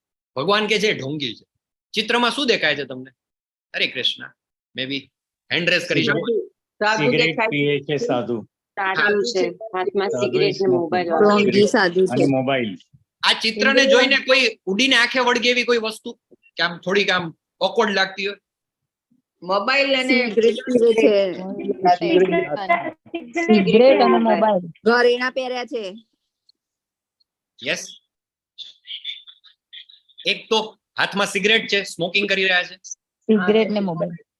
મોબાઈલ ઘરેણા પહેર્યા છે એવું પણ દેખાય છે. આમ જોવા જાવ તો ચલો મોબાઈલ કદાચ આપણે થોડીક છૂટ આપીએ, કમ્યુનિકેશન માટે જરૂરી છે. પણ એમને તો સંન્યાસ લીધો તો કોઈને સાથે સંબંધ જ નથી, તો શું કામ મોબાઈલ જોઈએ? સાચી વાત છે. હા, જયારે દુનિયા છોડી દીધી, સંસારનો ત્યાગ કરી દીધો છે તો મોબાઈલ ની સાચી વાત છે. અને હાથમાં cigarette, smoking. Normal human being હોય, એક નાનું બાળક હોય, એને પણ ખબર છે સ્મોકિંગ ઇઝ ઇન્જરિયસ ટુ હેલ્થ. અને આ સાધુ થઈ ગયા એમ કે છે કે વૈરાગ્ય લઈ લીધું, બધો ત્યાગ કરી દીધો ને સિગરેટ પીએ છે, સ્મોકિંગ કરે છે. ઘણા બધા આવા સાધુ બાબા આસપાસ જોવા મળે છે. ઘણા બધા તો કે અમે તો શિવજીના ભક્ત છીએ એટલે અમે. અરે શિવજી? હા, કે શિવજી ચિલમ પીતા. હા, ખરેખર? સિરિયસલી? કયા શાસ્ત્રમાં લખ્યું છે ભાઈ? તમે જાઓ ગિરનારની તળેટીમાં જાઓ કે હિમાલયમાં જાઓ તો ઘણા બધા લોકો પેલું ચિલમ ફૂંકતા હોય, નશો કરતા હોય, અને પાછા એમ કે આ તો અમે ભગવાન શિવજીના ભોલે બાબાના ભક્ત છીએ. અરે ભાઈ, શિવજી તો હરે નીલકંઠ કહેવાય કૃષ્ણ છે. પ્રભુજી. હરે કૃષ્ણ. યસ માતાજી. શિવજીએ તો પછી તન ઝેરે પીધું તું હા, શિવજીએ, જન કલ્યાણ માટે, તો તમે ઝેર કેમ નથી પીતા? બરાબર. શિવજી તો નીલકંઠ કહેવાય છે, ઝેર પણ પી ગયા હતા. તો તમે જરા ભોલે બાબાના ભક્ત છો તો જરાક મંગાવી 5 લીટર પી જાવ તો જરાક ગટગટ કરતા. નથી પોસિબલ. એટલે આ બધું આપણે છે ને આપણી પોતાની ઇન્દ્રિયની તૃપ્તિ કરવા માટે આવા બધા ઢોંગ કરતા હોય. ભગવાન કહે છે કે આ બધું જે કરે છે કે આમ બહારથી એમ કર્મેન્દ્રિય કાબુમાં રાખવાનું ઢોંગ કરે છે, પણ અંદર એના સતત ઇન્દ્રિયોના વિષયનું ચિંતન કરે છે, એ પોતાને છેતરે છે અને એને ઢોંગી કહેવાય છે. ભગવાન કહે છે કે આવો ઢોંગ કરવાની કોઈ જરૂર નથી. બરાબર. એક સ્ટોરી છે, મે બી આપણે ભવિષ્યમાં પણ પાછી આવશે. ભરત મહારાજની સ્ટોરી છે. મહારાજની સ્ટોરી છે. વધારે ડિટેલમાં આપણે અત્યારે નહીં લઈએ, નેક્સ્ટ ટાઈમ આવશે ત્યારે લેશું. પણ એમાં એવું છે કે એમ ત્યાગ તો કરી દે છે લોકો કરવા ખાતર, પણ જે એટેચમેન્ટ છે છૂટતું નથી. તો ભરત મહારાજ જે છે, શ્રીમદ ભાગવતમની અંદર આખી ડિટેલમાં સ્ટોરી છે. ચક્રવર્તી સમ્રાટ હતા, આખી પૃથ્વી ઉપર એક હતું શાસન હતું. અને પછી વાનપ્રસ્થમાં આવે છે અને ધીમે ધીમે સંન્યાસ તરફ આગળ વધે છે. ડિટેચ થઈ વૈરાગ્ય લઈ બધું છોડીને જતા રહે છે. જંગલમાં જઈ અને ભગવાનનું નામનું ધ્યાન કરે છે. પણ એ જયારે જંગલમાં જાય છે ને તો ત્યાં ધ્યાન કરતા હોય છે તો બાજુમાં એક હરણી જતી હોય છે. એ ગર્ભિણી હોય છે, એના પેટની અંદર નાનું બચ્ચું હોય છે, અને કંઈક એવી દુર્ઘટના થઈ જાય છે કે એ હરણી મૃત્યુ પામે છે બચ્ચાને જન્મ આપીને. તો જે ભરત મહારાજ કે જે ચક્રવર્તી સમ્રાટ હતા, એમની પાસે મતલબ કરોડો અબજોની સંપત્તિ હતી, મોટું આખું એક હતું શાસન હતું, એ બધું છોડીને ભગવાનનું નામ લેવા જાય છે. પણ એ જયારે જંગલમાં જાય છે ને હરણીનું બચ્ચું એને જયારે મળે છે તો એમની જે આસક્તિ છે એ એમનું જે વૈરાગ્ય ને ડિટેચમેન્ટ ને બધું હતું ને દૂર જતું રહે છે ને હરણીના બચ્ચા સાથે એને લગાવ થઈ જાય છે અને એ એટેચમેન્ટ એટલું જબરદસ્ત થઈ જાય છે કે સતત દિવસ રાત ભગવાનનું નામ જે કરતા હતા એની બદલે એ હરણીમાં એનું ચિંતન થાય છે અને અલ્ટિમેટલી જયારે એમનું મૃત્યુ થાય છે ત્યારે પણ એ હરણીનું ચિંતન કરતા કરતા જ એનો અંત આવે છે. અને પછી 8મા અધ્યાયમાં આપણે જોઈએ છીએ અંતકાલે છે મામેવ, અને આટલું બધું એમની જે સાધના હતી એનું કંઈ પણ એમને મળતું નથી. કેમ? તો કે એમનું જે જીવ હતો ને એ હરણના બચ્ચાની અંદર રહી જાય. એટલે ભગવાન અહીંયા કહે છે કે તમે કેવા ખાતર બધી વસ્તુનો ત્યાગ કરી દો, પણ જો તમારી મનની અંદરથી જો ત્યાગ ન થયો હોય તો એ ત્યાગ જે છે એ ઢોંગી જેવો ત્યાગ છે. યસ્ત્વી ઇન્દ્રિયાણી મનસા નિયમ્યારભતે અર્જુન કર્મેન્દ્રિય કર્મયોગમાં આસક્ત સ વિશિષ્યતે. પરંતુ જો કોઈ નિષ્ઠાવાન મનુષ્ય કર્મેન્દ્રિયોને મન દ્વારા નિયંત્રિત કરવાનો પ્રયત્ન કરે છે અને અનાસક્ત થઈને કર્મયોગ એટલે કે કૃષ્ણ ભાવનાયુક્ત કર્મનો પ્રારંભ કરે છે તો તે ઘણો ચડિયાતો છે. બરાબર? એટલે આવી રીતે ખાલી કેવા ખાતર ત્યાગ કરી દે અને અંદર બધું જાત જાતના બધા એના મનની અંદર બધા ઇન્દ્રિય તૃપ્તિના વિચારો ચાલતા હોય તો એના કરતા કોણ કે જે અનાસક્ત થઈને કર્મયોગ કરે છે એ ઘણો ચડિયાતો. કયું ચિત્ર છે રાઈટ હેન્ડ સાઈડમાં? હરે કૃષ્ણ. રાજા પ્રતાપરુદ્ર. હરિ બોલ. યસ, ઓડિશા ની અંદર તમને ખ્યાલ છે જગન્નાથ પુરીના રાજા છે પ્રતાપરુદ્ર. રસ્તો સાફ કરે છે. બરાબર. અને જગન્નાથજીની જે કોનાની સાવરણીથી યાત્રા કરવાની છે ત્યારે. યસ, જગન્નાથજીની રથયાત્રા નીકળે છે દર વર્ષે, અને જગન્નાથજીની જયારે રથયાત્રા નીકળે ત્યારે પાહિંદ વિધિ કહેવાય છે. તો એ જે રાજા છે પોતે ત્યાં આવીને સાવરણીથી રસ્તો સાફ કરે છે. અને એ પ્રતાપરુદ્રની તો બહુ સરસ ઘટના છે, આપણે ક્યારેક લેવલ 2માં કે ભક્તિ વૃક્ષમાં ચર્ચા કરીશું. પણ એ મતલબ ખરેખર રાજા હોવા છતાં પણ એ શું કરે છે? ભગવાન માટે પોતાનું કામ કરે છે. અને ખાલી પેલું ફોટો ઓપ્સ નહીં, અત્યારે તો બધો રાજકારણનો જમાનો છે, ફોટો ઓપોર્ચ્યુનિટી કે દેખાવ કરતા આવી જાય. આપણે ત્યાં પણ રથયાત્રા નીકળે ને, અમદાવાદમાં નીકળે, વડોદરામાં નીકળે, બધી જગ્યાએ નીકળે છે હવે તો એમાં શું કરે? પેલા જે શહેરના જે મેયર હોય કે મે બી ગુજરાતમાં હોય તો એના ચીફ મિનિસ્ટર હોય એ પણ આવી જાય પાહિંદ વિધિ કરવા માટે. આમ ઝાડુ લઈને આમ ફોટો પડાવી લે પછી નીકળી જાય તરત જ. પણ આવું બધું કરતા હોય તો એવું નહીં. પણ આ પ્રતાપરુદ્ર એ શું કરે છે કે રાજા હોવા છતાં પણ ભગવાન માટે પોતાનું કાર્ય જે છે એ કરે છે. તો એવા એક્ઝામ્પલ છે. શું કહે છે ભગવાન 3.8માં? નિયતમ કુરુ કર્મ ત્વમ કર્મ જ્યાયો હ્યકર્મણ શરીર યાત્રા પીચતે ન પ્રસિદ્ધયેદ કર્મણ. તું તારું નિયત કર્તવ્ય કર્મ કર, કારણ કે કર્મ નહીં કરવા કરતા કર્મ કરવું વધુ સારું છે. કામ કર્યા વિના મનુષ્ય પોતાના દેહનો નિર્વાહ પણ કરી શકતો નથી. This is very important. ઘણા લોકો ડરતા હોય ઇસ્કોનમાં આવ્યા હોય ને તો આ ભાઈ આ ક્લાસ છે ને બહુ વધારે એટેન્ડ નહીં કરવા, ઠીક છે લેવલ 1 કરી લેવું પછી બહુ આગળ જવું નહીં. આ બધા સાધુ બાબા બનાવી દેશે. હું ગયા વર્ષે 1 વર્ષ પહેલા હું બાળકોની બેચ લેતો, કિડ્સની બેચ લેતો, તો પેરેન્ટ્સ ને એવું થાય આ બહુ પછી આ હરે કૃષ્ણમાં નહીં જવાનું, અને છોકરો અત્યારથી સાધુ બની જશે. એવું નથી. ભગવાન કે ભગવાને અર્જુનજીને સાધુ નથી બનવા દીધા. ભગવદ્ ગીતા અર્જુનજી તો તૈયાર જ હતા. અર્જુન કે તમે કયો એટલી વાર છે, હમણાં ગાંડી મૂકીને રથમાં બેસીને આપણે હિમાલય જતા રહીએ, આપણે આ યુદ્ધ કરવું જ નથી. ભગવાને એને સતત મોટિવેટ કરીને, એને ઇન્સ્પાયર કરીને, એના બધા મનની જે સમસ્યા હતી એનું સમાધાન કરીને એને યુદ્ધ કરવા માટે પ્રેરે છે. ઇસ્કોનના પણ જેટલા ડિવોટી છે ને એમાંથી 99.99% ડિવોટીઝ આર ગૃહસ્થ. હું તમારા જેવો જ નોર્મલ એક ગૃહસ્થ માણસ છું. મારે પણ ઘર પરિવાર છે, નોકરી કામ ધંધો છે, દિવસના 8-10 કલાક 12 કલાકનો સમય મારો પણ એની અંદર પસાર થાય છે.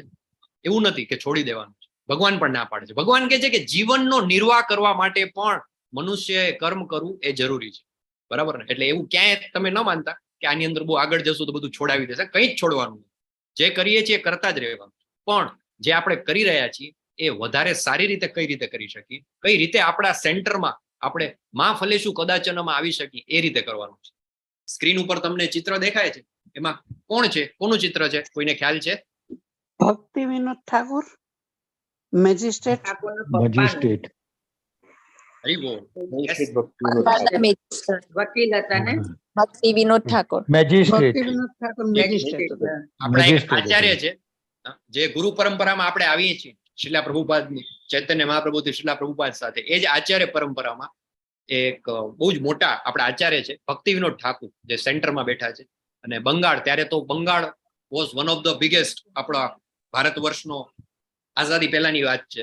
આખું બાંગ્લાદેશ એની અંદર આવતું, અત્યારનું પશ્ચિમ બંગાળ, નોર્થ ઇસ્ટના બધા સ્ટેટ એની અંદર આવતા. અને ઇનફેક્ટ એક સમયે તો ભારત આખાની રાજધાની જ કલકત્તાથી ઓપરેટ થતી, બરાબર ને. તો એ બંગાળ જે પ્રોવિન્સ હતું એના ત્યાંના મેજિસ્ટ્રેટ હતા અને બહુ મોટી પોસ્ટ ઉપર હતા. અને એ જયારે કૃષ્ણ ભાવનામૃતમાં આવ્યા તો એમણે એ પોતાનું કામ હતું એ કન્ટિન્યુ ચાલુ જ રાખ્યું, પણ એણે બહુ એક સરસ ફોર્મ્યુલા આપી. શું ફોર્મ્યુલા આપી એમણે? એક ફોર્મ્યુલા આપી, 8 plus 8. અરે આ કેવી ફોર્મ્યુલા? આ કોઈ ગણિતની ફોર્મ્યુલા લાગે છે? ના. એમણે શું કહ્યું, 8 કલાક છે તમારા જીવનના, 24 કલાકનો દિવસ છે, બધા પાસે છે. છે ને બધા પાસે 24 કલાક? બોમ્બે વાળા કહે છે ના અમારે 21 કલાક જ છે, 3 કલાક તો આવવા જવામાં લોકલ ટ્રેનમાં જતા. પણ આપણી બધા પાસે માટે 8 કલાક. યસ. તો એમણે શું કહ્યું ભક્તિ વિનોદ ઠાકુરે, તમે 8 કલાક જે છે એ તમારા પોતાના જે શરીર માટે આપવા પડે. આપણે ભોજન લેવું પડે, આપણે ઊંઘ લેવી પડે, આપણે સ્નાન કરીએ, શરીરની દેહધાર્મિક ક્રિયાઓ અને શરીરની જરૂરિયાત માટે આપણે 8 કલાક આપી દઈએ. 8 કલાક આપણે આપીએ આપણા જીવન નિર્વાહ માટે. આપણે જોબ કરતા હોઈએ, બિઝનેસ કરતા હોઈએ, હોમ મેકર હોઈએ, ઘરની બધી વ્યવસ્થા આપણા હાથમાં હોય તો એના માટે. અને બાકીના 8 કલાક જે છે એ તમે આપો કે જેમાં તમે કૃષ્ણ ભાવનાયુક્ત કર્મ કરો. જ્યારે તમે ભગવાનને યાદ કરો, જ્યારે તમે ભગવાનના પવિત્ર નામનું જાપ કરો, જ્યારે તમે ભગવદ્ ગીતાનું શ્રવણમ કરો, જ્યારે તમે ભગવાનની વિગ્રહની પૂજા કરો, ભગવાનને ભોગ ધરાવો, આ બધું જ જે છે એ તમે કરી શકો. એટલે બહુ સરસ શાસ્ત્રોમાં કીધું છે આપણે બધું તારું નિયત કર્તવ્ય કર્મ તો કર જ, પણ કારણ કે કર્મ નહીં કરવા કરતા કર્મ કરવું વધુ સારું છે. કર્મ કર્યા વિના મનુષ્ય પોતાના દેહનો નિર્વાહ પણ કરી શકતો નથી. તો હવે જો બહુ જ ઇમ્પોર્ટન્ટ પાર્ટ અહીંયા આવે છે, જે આપણે પ્રશ્નો હોય છે બધાને કે હું તો બધા સાથે સારું કરું છું, મારી સાથે કેમ આવું થાય છે? હા, એવા ઘણા બધા આપણે કિસ્સા આવે. પહેલા દિવસે આઈ થિંક કોઈકનો પ્રશ્ન પણ હતો, ખબર નહીં એ પ્રભુજી આજે આવ્યા છે કે નહીં, કે ખરાબ લોકો હોય જે બધાને નુકસાન કરતા હોય ને પાપ આચરતા હોય ને ગુંડાગીરી કરતા હોય, એ લોકોને તો જલસા છે, બખે બખાય છે. અને જે લોકો બિચારા સાચા છે, જે લોકો સતત સારા કામ કરે છે, એના જીવનમાં પ્રોબ્લેમ જ પ્રોબ્લેમ છે. આવું શા માટે થાય? બહુ જ ઇમ્પોર્ટન્ટ છે, સમજવાનું છે. અલગ અલગ 4 પ્રકારના કર્મ છે. કર્મના 4 પ્રકાર છે. એક છે વિકર્મ. વિકર્મ એટલે કે ભગવાનના નિયમોનો ભંગ. જે કુદરતના જે નિયમ છે, નેચરલ લો છે, એનો ભંગ કરો. ફોર એક્ઝામ્પલ, આપણામાંથી કોઈ પાસે એવા પાવર નથી, એવી શક્તિ નથી કે આપણે એક નવા પશુને કે નવા પક્ષીને જન્મ આપી શકીએ. બરાબર? કરેક્ટ? જો આપણા પાસે એવો પાવર નથી કે આપણે એક પક્ષીને કે પશુને જન્મ આપી શકીએ, તો ધેટ મીન્સ આપણને એવો પણ અધિકાર નથી કે આપણે કોઈ પશુ કે પક્ષીની હત્યા કરીએ. માત્ર ને માત્ર આપણી જીભનો સ્વાદ લેવા માટે આપણે ચિકન કે ફિશ કે માંસ કે મટન કે ખાતા હોઈએ, તો ધેટ ઇઝ કન્સિડર્ડ એઝ વિકર્મ. પછી આવે છે કર્મ, એટલે કે જે ભૌતિક પ્લેટફોર્મ ઉપર આપણે કરીએ. નોર્મલ તમે જોબ કરતા હો, શા માટે તમે જોબ કરો છો? ઇન્ટરવ્યુમાં તો બધા બહુ સારા સારા જવાબ આપે, I want to add value to the organisation, એવું બધું આપણે બોલતા હોય. પણ આપણે પૂછવા શા માટે આપણે જોબ કરીએ છીએ, તો ભાઈ આટલો ફિક્સ સેલરી મને મળે છે એના માટે હું જોબ કરું. સિમ્પલ. બરાબર ને? કે ભાઈ હું 8 કલાક 10 કલાક આપીશ તો એની બદલે મને આટલો સેલરી કે આટલું મને એનું પર્ક્સ ને રેમ્યુનરેશન ને બધું મને મળવું જોઈએ. તો ભૌતિક વિશ્વમાં જે કંઈ પણ આપણે કામ કરીએ છીએ એનું સારું ફળ આવે છે, એ જે છે કર્મ છે. પછી એક છે નિષ્કામ કર્મ. નિષ્કામ કર્મ એટલે કે નિસ્વાર્થ. જે કામ કરવા પાછળ તમારો કોઈ સ્વાર્થ નથી, તમે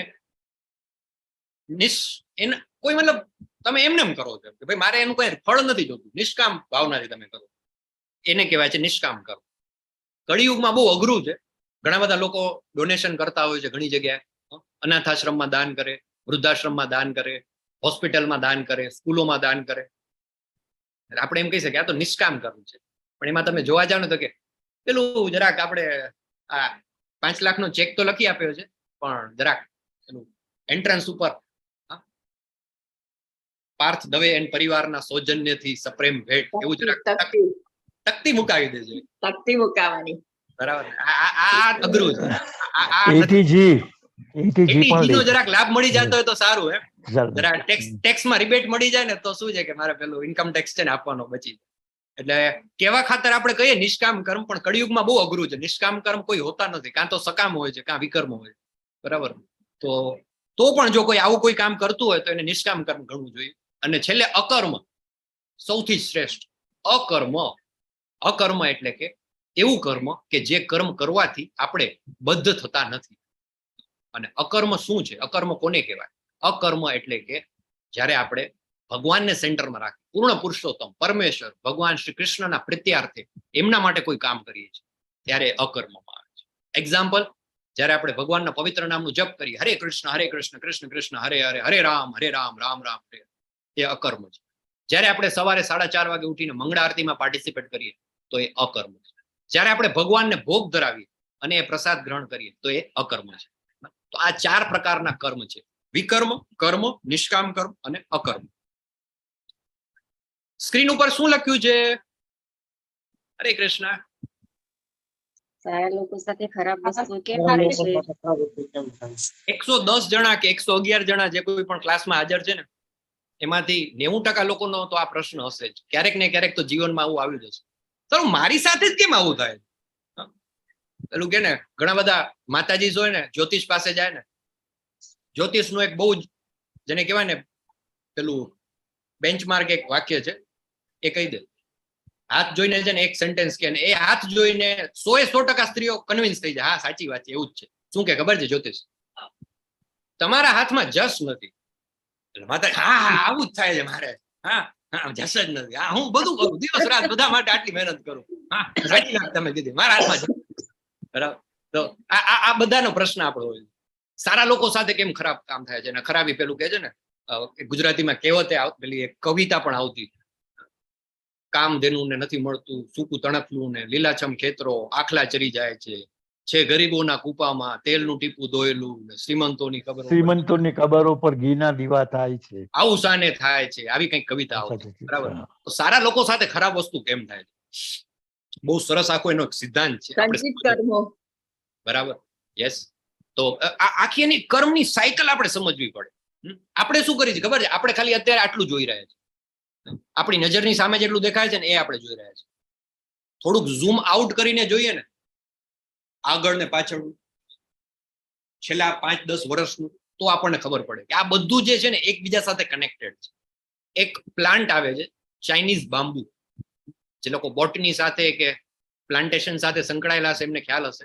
ચાઇનીઝ બાંબુ નામનું જે એક આવે છે ને, બાંબુ વાંસનું વૃક્ષ આવે છે, એની પાછળ એવી વાર્તા છે કે એ વાંસનું જ્યારે તમે એનું છોડ જે એનો હોય ને, એનો જે બીજ કે જે આવે, એને તમે પૌધો, એનો જે પ્લાન્ટ આવે, એને તમે જમીનમાં ઉગાડો ને, તો એને તમે 1 વર્ષ, 6 મહિના, 12 મહિના, 1 વર્ષ, 2 વર્ષ, 3 વર્ષ, 4 વર્ષ, 5 વર્ષ સુધી છે ને એનું કઈ ડેવલપમેન્ટ નથી થતું.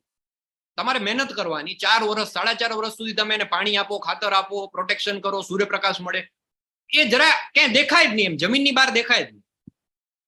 પણ પછી 5મા વર્ષે અચાનક 6 મહિનાની અંદર એનો એટલો ભયંકર ગ્રોથ થાય. ઇનફેક્ટ અમુક અઠવાડિયાની અંદર સીધું એ 5 ફૂટ, 10 ફૂટ, 50 ફૂટ, 100 ફૂટ બહાર નીકળી જાય. ઇનફેક્ટ એવું કહેવાય છે કે તમે વાંસના જંગલોમાં જાઓ ને, તો ક્યારે તમારે જમીન ઉપર બેસવું નહીં. એમ તમને ના ખબર હોય, પણ અહીંયા 4-4.5 વર્ષ પહેલા કોઈ ક્યાંક નાખી ગયું ને, તો સીધું આમ આરપાર નીકળી જાય ને, એવું સીધું નીકળે. તો એને જે બાંબુ રૂટ સ્ટ્રક્ચર કહે છે, એની પાછળ એવું છે કે એ જયારે નાખવામાં આવે છે ને જમીનની અંદર, એને પ્લાન્ટ કરવામાં આવે છે, 4-4.5 વર્ષ સુધી એ ખાલી પોતાના મૂળિયા જ ઊંડા કરતું જાય છે. બારે ક્યાંય દેખાતું નથી, પ્રગટ નથી થતું. પણ પછી જયારે નીકળે છે ત્યારે એક સાહેબ પાપી પ્રતિક્રિયાઓ જે છે ને એના તબક્કા છે. આપણે જે કંઈ પણ કર્મ કરીએ છીએ, સારા કામ કરીએ કે ખરાબ કામ કરીએ, એવું નથી કે એનું ઇન્સ્ટન્ટ રિઝલ્ટ મળે. એ પોસિબલ નથી. ઇન્સ્ટન્ટ રિઝલ્ટ મળવા માંડે ને તો આ પૃથ્વી ઉપર જીવન પોસિબલ જ ન થાય. 1-2 મિનિટમાં આખી પૃથ્વીનો સત્યનાશ થઈ જાય. તમે માની લો તમે કોઈનું કંઈક ખરાબ કામ કર્યું અને ઇમિડિયેટલી 1 સેકન્ડમાં તમને એનું રિઝલ્ટ મળવા. તમે માની લો કે કોઈ પશુની હત્યા કરી, તમે એક સુવરને મારીને કે ગાયને મારીને કે કોઈ બકરીને કે મુર્ગાને મારીને તમે ખાઈ ગયા, અને હવે એવું નક્કી કર્યું ભગવાને કે ભાઈ બધાને કર્મનું રિઝલ્ટ અત્યારે ને અત્યારે જ આપવાનું, ઓન ધ સ્પોટ. એટલે હજી ઓલો બકરો તમે જે ખાઈ ગયા, તમને પચ્યો નહીં, એની પહેલા તો બકરો આવી જાય ને તમને કાપીને ખાઈ જાય. બરાબર, બધું ઓન ધ સ્પોટ બધું થવા માંડે. એટલે ઇટ્સ નોટ પોસિબલ. એ પાપી પ્રતિક્રિયાઓ છે એના તબક્કા છે. ધીમે ધીમે ધીમે એનું અંકુરણ થાય છે, અને એવી રીતે થાય છે. વધારે આને ડિટેલમાં સમજવું હોય ને, આપણે લેવલ 2માં સમજતા હોઈએ છીએ. પણ સમજી લો કે તમારું એક બેંક એકાઉન્ટ છે. પ્રશ્ન એ છે કે હું આટલું સારું કરું છું, આટલી બધી મહેનત કરું છું, મને એટલું ફળ નથી મળતું, અને મારે બાજુમાં મારા પડોશમાં એક ભાઈ રહે છે, બહુ જ કામચોર છે, હરામખોર છે, એક નંબરનો મતલબ પાપી માણસ છે, પણ એની પાસે તો આહા એને જલસે જલસા છે, નવી નવી ગાડી ને બંગલા અને ફેમિલીમાં બધું એકદમ બધા સાથે સારું. આવું કેમ થાય? સિમ્પલ. બેંક એકાઉન્ટ છે એક તમારું. બેંક એકાઉન્ટની અંદર જેટલું તમારું બેલેન્સ હશે ને એટલું તમે એટીએમ માંથી જઈને વિથડ્રોલ કરી શકો. તમારો પ્રશ્ન એ છે કે હું એટીએમ માં જાઉં છું, મારું કાર્ડ નાખું છું અને જ્યારે વિથડ્રોલ કરું છું તો એમ લખેલું આવે છે ટ્રાન્ઝેક્શન ફેલ્ડ, ઇનસફિશિયન્ટ બેલેન્સ. આવું કેમ થાય? એવું એટલે થાય છે કે તમારા બેંક એકાઉન્ટની અંદર કઈ પૈસા નથી અને જે તમારા પડોશી છે એ જાય છે એટીએમ ની અંદર, એ કાર્ડ સ્વાઇપ કરે છે, 50,000 સીધા વિથડ્રોલ કરીને આવે છે. કેમ? How is it possible? કેમ કે એના એકાઉન્ટમાં 5 લાખ રૂપિયાનું બેલેન્સ છે. એકવાર ની 10 વાર જશે ને 10 વારે 50,000 લઈને આવશે. કેમ? તો કે એનું balance. That we don't know. આપણા પૂર્વ જન્મના જન્માંતરના જે કર્મ છે બધા સંચિત થાય છે, બધા ભેગા થાય છે. આપણને આગળનું નથી દેખાતું, આપણને પાછળનું નથી દેખાતું, આપણને ખાલી અત્યારનું દેખાય છે. આનું સોલ્યુશન શું? આનું સોલ્યુશન એ, તમે બેંકમાં જાઓ અને એટીએમ માં જાઓ ને પૈસા ન નીકળતા, વિથડ્રો ન થતા હોય તો તમે શું કરો? ભાઈ બેંકમાં જમા કરવા પડશે ને પૈસા. હા, ડિપોઝિટ કરવા પડશે. ડિપોઝિટ કરશો તો વિથડ્રોલ કરી શકશો. સિમ્પલ. બેંકને કઈ લેવા? તમે કહો ના પેલા ભાઈ જે વિથડ્રોલ કરે છે ને એ તો એ પૈસા લઈને બહાર જાય છે ને સીધો નશો કરે છે ને જુગાર રમવામાં કાઢે છે, વ્યાભિચાર કરે છે, ગાડી મોંઘી મોંઘી લઈ કોકને એક્સિડન્ટ કરી નાખે છે, તો એને બેંક પૈસા આપે છે. બેંકને કઈ લેવા દેવા નથી કે તમે પૈસા સાથે શું કરો. બેંક તો તમારા એકાઉન્ટમાં જેટલું બેલેન્સ હશે એટલું તમને વિથડ્રોલ આપવા માટે બંધાયેલી.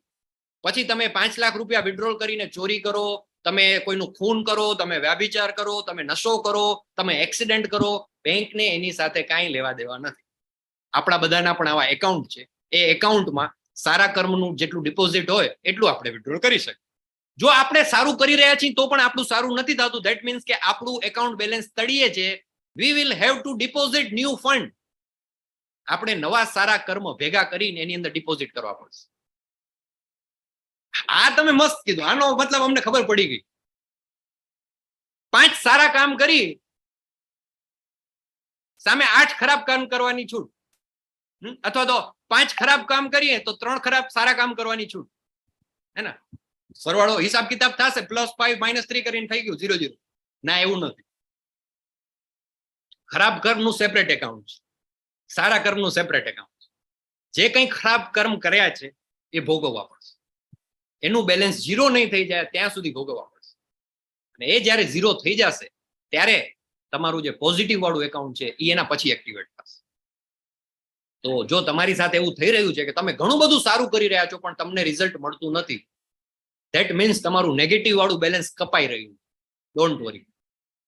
એ જ્યારે 0 થઈ જશે, જ્યારે તમારા બધા ખરાબ કામ જે છે એનો હિસાબ થઈ જશે, પછી તમે જે કંઈ પણ જરાક સ્વલ્પમ અપ્યસ્ય ધર્મ છે, નાનું અમથું પણ તમે કામ કરશો ને તો એનું રિઝલ્ટ મળવાનું ચાલુ થશે.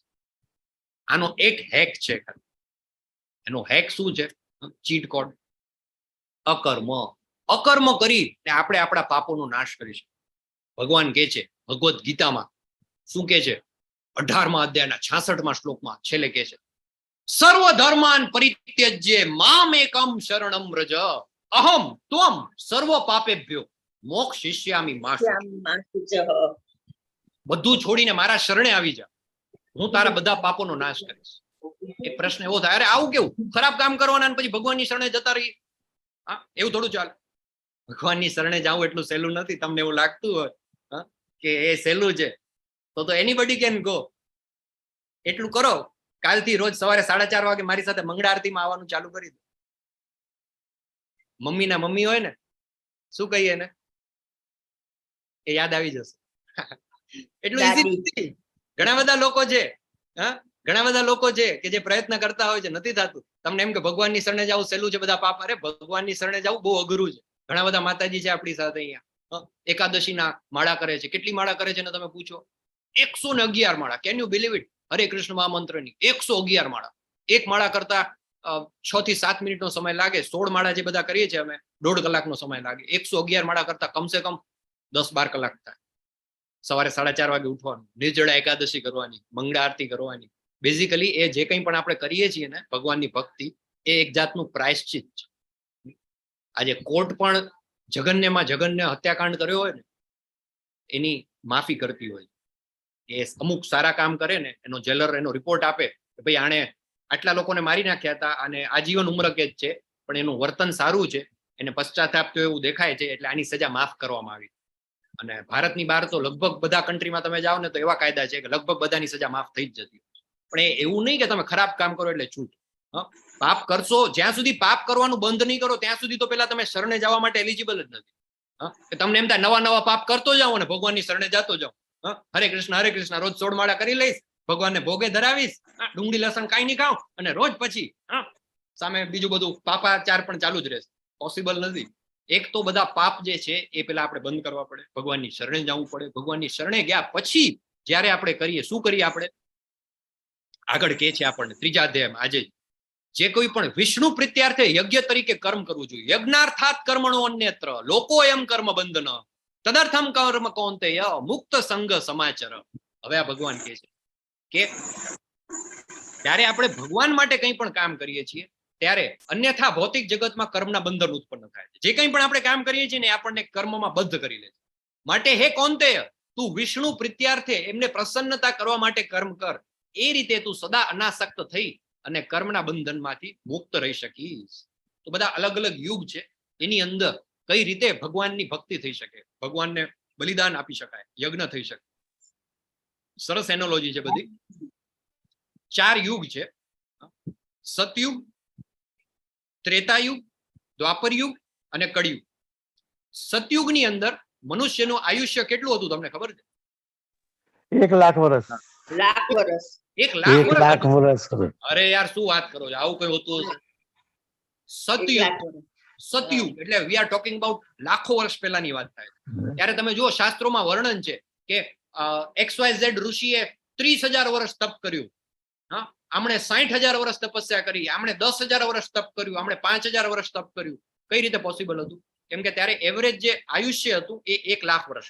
એટલે ઇટ વોઝ પોસિબલ કે એ શું કરતા? ધ્યાન કરતા, ભગવાનનું ધ્યાન કરો. અને ધ્યાન કરવું પોસિબલ હતું. ઘણા લોકો કહે અમે ધ્યાન કરી છીએ, મેડિટેશન રોજ સવારે 1 કલાક. એ સતયુગમાં પોસિબલ હતું. કેમ કે 1 લાખ વર્ષનું આયુષ્ય હતું. ત્યારે બધું સત્વ હતું, આસપાસ કોઈ એવું પોલ્યુશન નહોતું, પ્રદૂષણ નહોતું, સારા માણસો હતા. એ ત્યારે પોસિબલ હતું. કળિયુગની અંદર અત્યારે ધ્યાન કરીએ એ શક્ય જ નથી. સવારે આપણે ધ્યાન કરવા બેસીએ આમ આંખ બંધ કરીને, સીધું વોટ્સએપમાં નોટિફિકેશન આવે, ગુડ મોર્નિંગ, જાત જાતના સુવિચાર.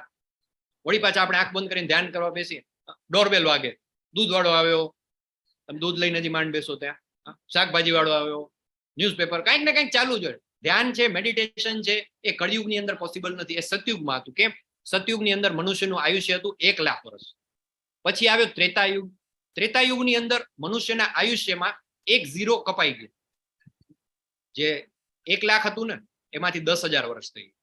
તો ત્રેતાયુગની અંદર 10,000 વર્ષનું જયારે આયુષ્ય હતું, જયારે ભગવાન શ્રી રામ આવ્યા ત્યારે ત્રેતાયુગની અંદર મોટા મોટા યજ્ઞો કરવામાં આવ્યા.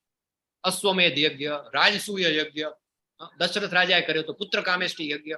આવા બધા યજ્ઞ કરવા એ ત્રેતાયુગમાં એનું પ્રાવધાન છે. તમે શ્રીમદ ભાગવતમ વાંચો તો એની અંદર આનું વર્ણન છે કે સતયુગની અંદર ભગવાનનું નામ, ભગવાનનું ધ્યાન કરવું, વિષ્ણુનું ધ્યાન કરવું એ સતયુગનું કર્તવ્ય છે. ત્રેતાયુગમાં યજ્ઞ કરવા. કળિયુગમાં યજ્ઞ પોસિબલ નથી. કળિયુગમાં યજ્ઞ માટે શુદ્ધ ઘી નથી મળતું.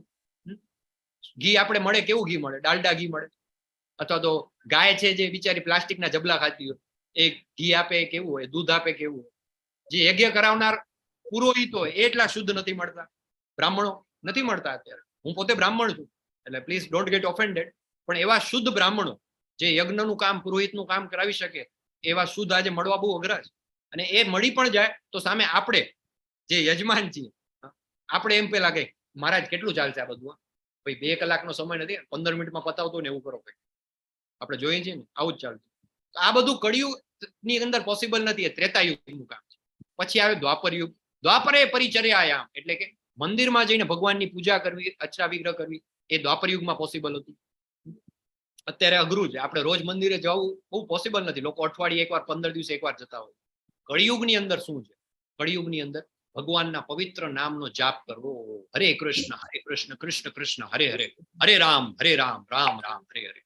શ્રીમદ ભાગવતમની અંદર કહેવામાં આવ્યું છે કે કળિયુગની અંદર હરિનામનું સંકીર્તન કરવું એ એક જ રસ્તો છે માત્ર. એના સિવાય બીજો કોઈ જ રસ્તો નથી. અને આજથી 500 વર્ષ પહેલા ભગવાન ચૈતન્ય મહાપ્રભુ સ્વયં કૃષ્ણ અને રાધારાણીનો અવતાર લઈને આવ્યા અને બહુ જ મોટું ભક્તિ આંદોલન કર્યું અને કળિયુગની અંદર હરે કૃષ્ણ મંત્રને ફેલાવ્યો. અને ઘણા બધા શાસ્ત્રો છે જેની અંદર આનો ઉલ્લેખ છે બૃહન નારદીય પુરાણમાં કહે છે, હરેર નામ એવ કેવલમ કલૌ નાસ્તેવ નાસ્તેવ નાસ્તેવ ગતિરન્યતા. કળિયુગમાં હરિનામ દ્વારા જ મોક્ષ પ્રાપ્ત કરી શકાય છે. હરિનામ સિવાય કળિયુગમાં મોક્ષ પ્રાપ્ત કરવાનો બીજો કોઈ જ રસ્તો નથી, બીજો કોઈ જ રસ્તો નથી, બીજો કોઈ જ રસ્તો. ચૈતન્ય મહાપ્રભુ જયારે આવ્યા ત્યારે એની સાથે પોતાના બધા પાર્ષદોને લઈને આવ્યા અને નિત્યાનંદ પ્રભુ આપણે રોજ બોલીએ છીએ, જય શ્રી કૃષ્ણ ચૈતન્ય પ્રભુ નિત્યાનંદા શ્રી અદ્વૈત ગદાધર શ્રી વાસાદી ગૌર ભક્ત વૃંદા. બધા પોતાના પાર્ષદો સાથે આવી અને 11.5.32 માં કહે છે, યજ્ઞ સંકીર્તન પ્રાયર યજંતી સુમેધસ. શ્રીમદ ભાગવતમ સ્કંદ 11 અધ્યાય 5 શ્લોક 32. તો આવી જ રીતે ચૈતન્ય મહાપ્રભુએ આપણને બધાને હરે કૃષ્ણ મહામંત્ર આપ્યો. હરે કૃષ્ણ મહામંત્ર છે એનું ચેન્ટિંગ કરતા પહેલા આપણે શું કરીએ છીએ? ફીડબેક ઉપર પંચતત્વ મંત્ર બોલીએ છીએ, જય શ્રી કૃષ્ણ ચૈતન્ય પ્રભુ નિત્યાનંદ શ્રી અદ્વૈત ગદાધર શ્રી વાસાદી ગૌર ભક્ત વૃંદ. 10મા અધ્યાયમાં ભગવાન કહે છે 25મા શ્લોકમાં, યજ્ઞાનામ જપ યજ્ઞો. જેટલા યજ્ઞ છે એની અંદર કળિયુગની અંદર સૌથી શ્રેષ્ઠ યજ્ઞ છે એ શું છે? ભગવાનના પવિત્ર નામનો જપ. જાપ કેવી રીતે કરવો? તો જો આ રીતે ફીડબેક આવે છે, ગૌમુખી જેને આપણે કહીએ છીએ, તુલસીની માળા હોય, એની માળા જયારે આપણે લઈએ ને તો એનો મણકો હોય, આપણી પહેલી આંગળી જે હોય ને ઇન્ડેક્સ ફિંગર, એ ટચ ન થવી જોઈએ માળાને. આ જે છે ને અહંકારની આંગળી કહેવાય છે, એ ટચ ન થવી જોઈએ. આવી રીતે આપણે અંગૂઠો અને આપણી જે બીજી અને ત્રીજી આંગળી હોય એનાથી આપણે આવી રીતે પકડતા હોઈએ છીએ. આવી રીતે આપણે એક મંત્ર બોલીએ, હરે કૃષ્ણ કૃષ્ણ કૃષ્ણ હરે હરે, હરે રામ રામ રામ હરે હરે. પછી ફેરવવાનું, પછી ફરી પાછું હરે કૃષ્ણ. એવી રીતે 108 વખત ફેરવીએ. પછી જયારે આપણે અહીંયા આવીને તો આને વચ્ચેનો જે મણકો છે એને સુમેરુ મણકો કહેવાય અથવા કૃષ્ણ મણકો કહેવાય. એને આપણે ઓવર ક્રોસ નથી કરવાનું. 1 થી 108 કરીને અહીંયા આવી ગયા ને પછી આને ક્રોસ નથી કરવાનું, ફેરવી નાખવાનું, ફરી પાછું રિવર્સમાં ચાલુ કરવાનું, પછી ફરી રિવર્સમાં. એવી રીતે 108 જયારે આપણે વખત ફેરવીએ ત્યારે આપણી એક માળા થતી હોય છે. બરાબર? તો આપણે લેવલ 1માં 3જા અધ્યાય પછી રોજ ક્લાસ શરૂ થાય એની પહેલા એક માળા કરતા હોઈએ છીએ. જેમને અનુકૂળતા હોય એ લોકો 8માં 5 ઓછી જોડાઈ શકે. 8 વાગે ક્લાસ શરૂ થાય અને એની 5 મિનિટ પહેલા આપણે માળા માટે ભેગા થતા હોઈએ છીએ. કળિયુગની અંદર ભગવાનના જેટલા પણ બધા રસ્તા છે ભગવાનને પ્રાપ્ત કરવામાં, આ એક જ માત્ર રસ્તો જે રેકમેન્ડેડ છે એ છે નામ જપ, અને એ અકર્મ છે. એના દ્વારા જ આપણા જે બધા પાપ છે એનો નાશ થઈ શકે. જાપ ક્યાં થઈ શકે? ઘર થઈ શકે, ઘરની અંદર કરી શકીએ આપણે, શેરીઓમાં થઈ શકે, નગર સંકીર્તન થઈ શકે. આજે સવારે મેં વિડીયો શેર કર્યો હતો ભક્તિ વૃક્ષમાં. જે લોકો ભક્તિ વૃક્ષમાં છે એમને જોયો હશે. NYC ન્યુયોર્ક સિટી, એમાં ટાઈમ સ્ક્વેર સૌથી વર્લ્ડનો સૌથી પોપ્યુલર કોઈ પ્લેસ કહેવાય તો ટાઈમ સ્ક્વેર કહેવાય. એ ટાઈમ સ્ક્વેરમાં બધા હરિનામ સંકીર્તનનો બહુ સરસ વિડીયો હતો, 1.5 મિનિટનો વિડીયો હતો. પણ જ્યાં ટાઈમ સ્ક્વેરની અંદર કે જ્યાં મોટી મોટી મૂવીઝના અને સ્પોર્ટ્સ ઇવેન્ટના એની જાહેરાત કરવા માટે લાખો રૂપિયા ખર્ચવા પડે, એ જગ્યાએ ભગવાનના પવિત્ર નામનો જાપ થાય. બધા હરે કૃષ્ણ મહામંત્ર ચેન્ટિંગ કરતા હોય. તમે બધા ભક્તિ વૃક્ષમાં જોયો છે વિડીયો, ન જોયો હોય તો મને કહેજો, હું તમારી સાથે શેર કરીશ. તો આવી જ રીતે આપણે શેરીઓમાં કરી શકીએ, નગર સંકીર્તન કરી શકીએ, એકલા બેઠા હોય ત્યારે કરી શકીએ, પરિવાર સાથે હોય ત્યારે ફેમિલી આખું સાથે મળીને કરી શકીએ. તો આ રીતે આપણે શું કરી શકીએ? ભગવાનના પવિત્ર નામનો જાપ કરી શકીએ. અને બીજી વસ્તુ જે જીભથી 2 કામ થાય. એક આપણે બોલી શકીએ અને બીજું આપણે ભોજન લઈ શકીએ.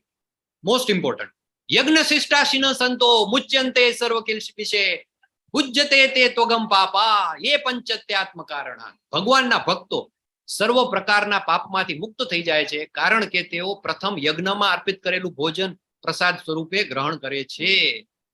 જે લોકો પોતાના ઇન્દ્રિય સુખ માટે ભોજન બનાવે છે તેઓ નક્કી પાપ ખાય. બહુ ક્લિયરલી અહીંયા ભગવાન કહે છે કે જે કંઈ પણ આપણે અન્ન ગ્રહણ કરીએ ને, જે કંઈ પણ ભોજન આપણે ગ્રહણ કરીએ ને, પેલા ભગવાનને ધરાવેલું, ભગવાનને અર્પિત કરેલું અને પ્રસાદ તરીકે આપણે લેવું જોઈએ. જે એવું નથી કરતા એ શું કરે છે? ભગવાન કહે છે એ પાપ ખાય. અરે અમે તો શુદ્ધ શાકાહારી ખાઈએ છીએ, ડુંગળી લસણ પણ નથી ખાતા, તમે કહો પાપ ખાવ? આપણા ઘરે જે થાળીમાં જે ભોજન આવે છે ને, ક્યાંથી આવે છે ને આપણને ખબર નથી.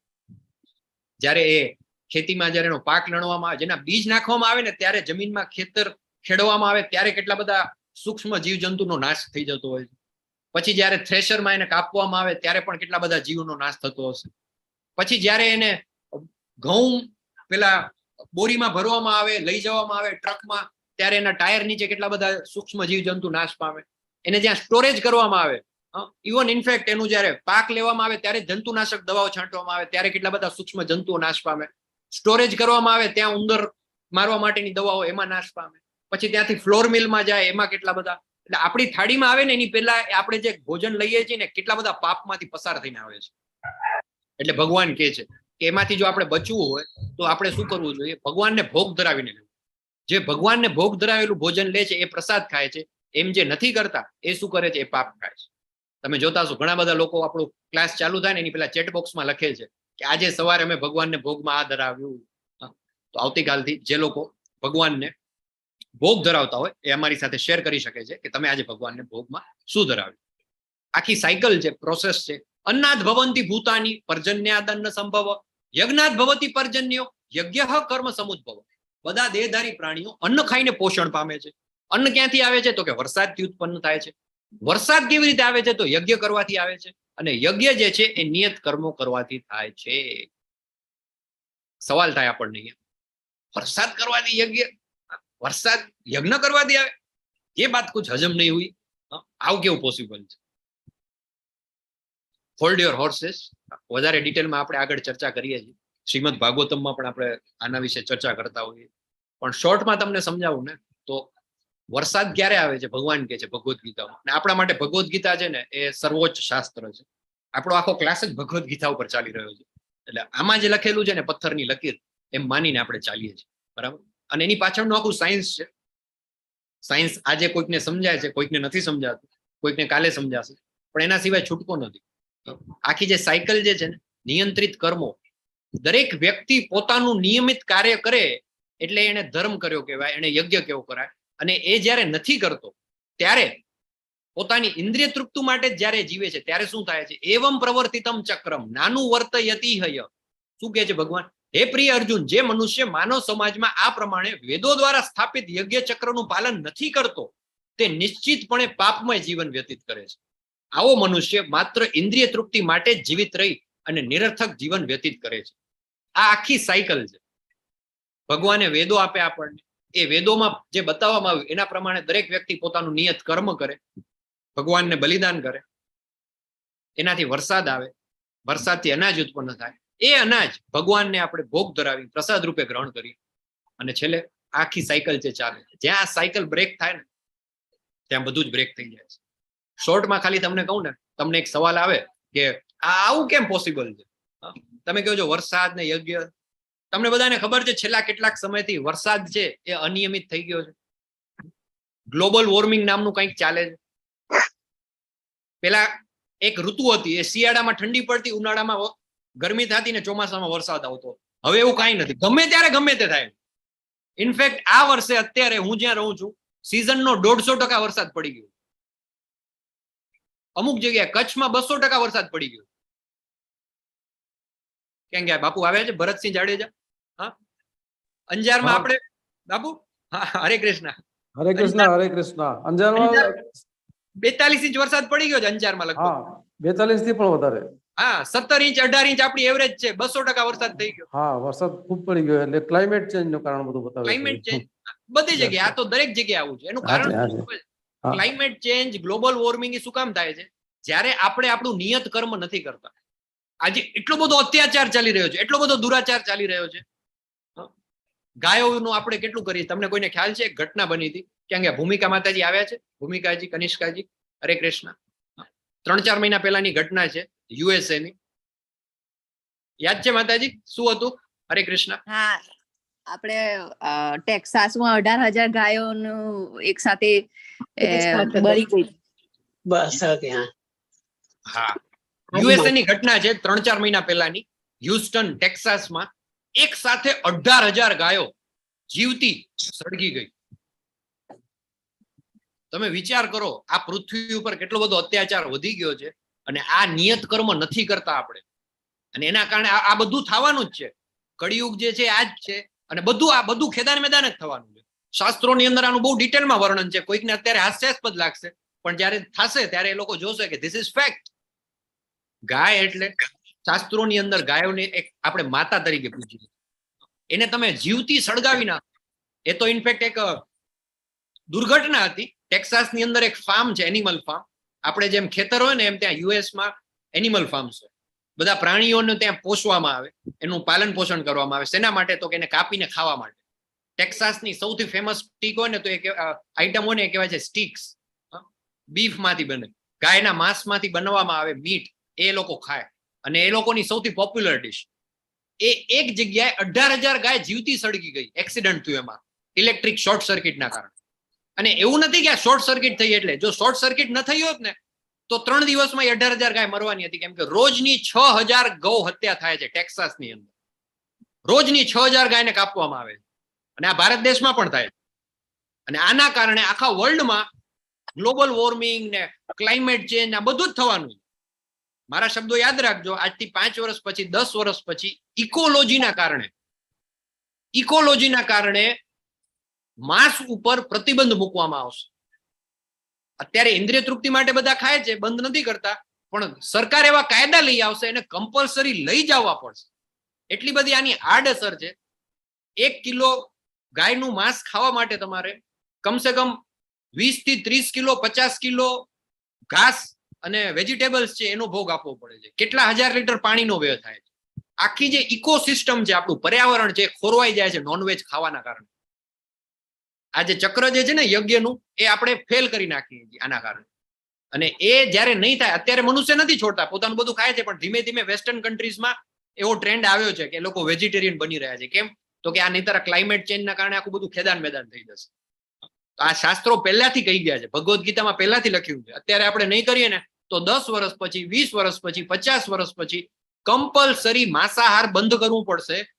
એ જીભ માટે નહીં કરીએ તો પર્યાવરણને બચાવવા માટે. નહીંતર આ વરસાદનું આખું ઇકોલોજી ચેન્જ થઈ જશે. અત્યારે તમે જુઓ, ગમે ત્યારે વરસાદ પડે, ગમે ત્યારે શિયાળો હોય તો કે વરસાદ પડી જાય, માવઠું આવી જાય. મનાલીમાં, શિમલામાં જે સિઝન જ્યારે સ્નોફોલની છે ત્યારે નથી પડતો, અને જ્યારે ભર ઉનાળો ત્યારે સ્નોફોલ પડે છે.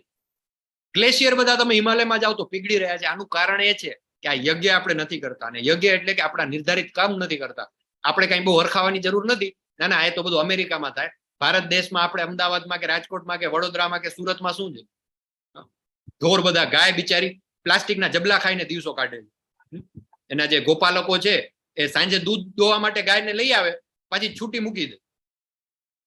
આ બધા અત્યાચાર જો આપણે બંધ નહીં કરીએ ને, આ બધું જ થવાનું અને આપણો પાપ જ લાગવાનું. યદ્ધ આચરતી શ્રેષ્ઠ તત દેવે તરો જન સ યદ પ્રમાણમ કુરુતે લોકસ્તદ અનુવર્તતે.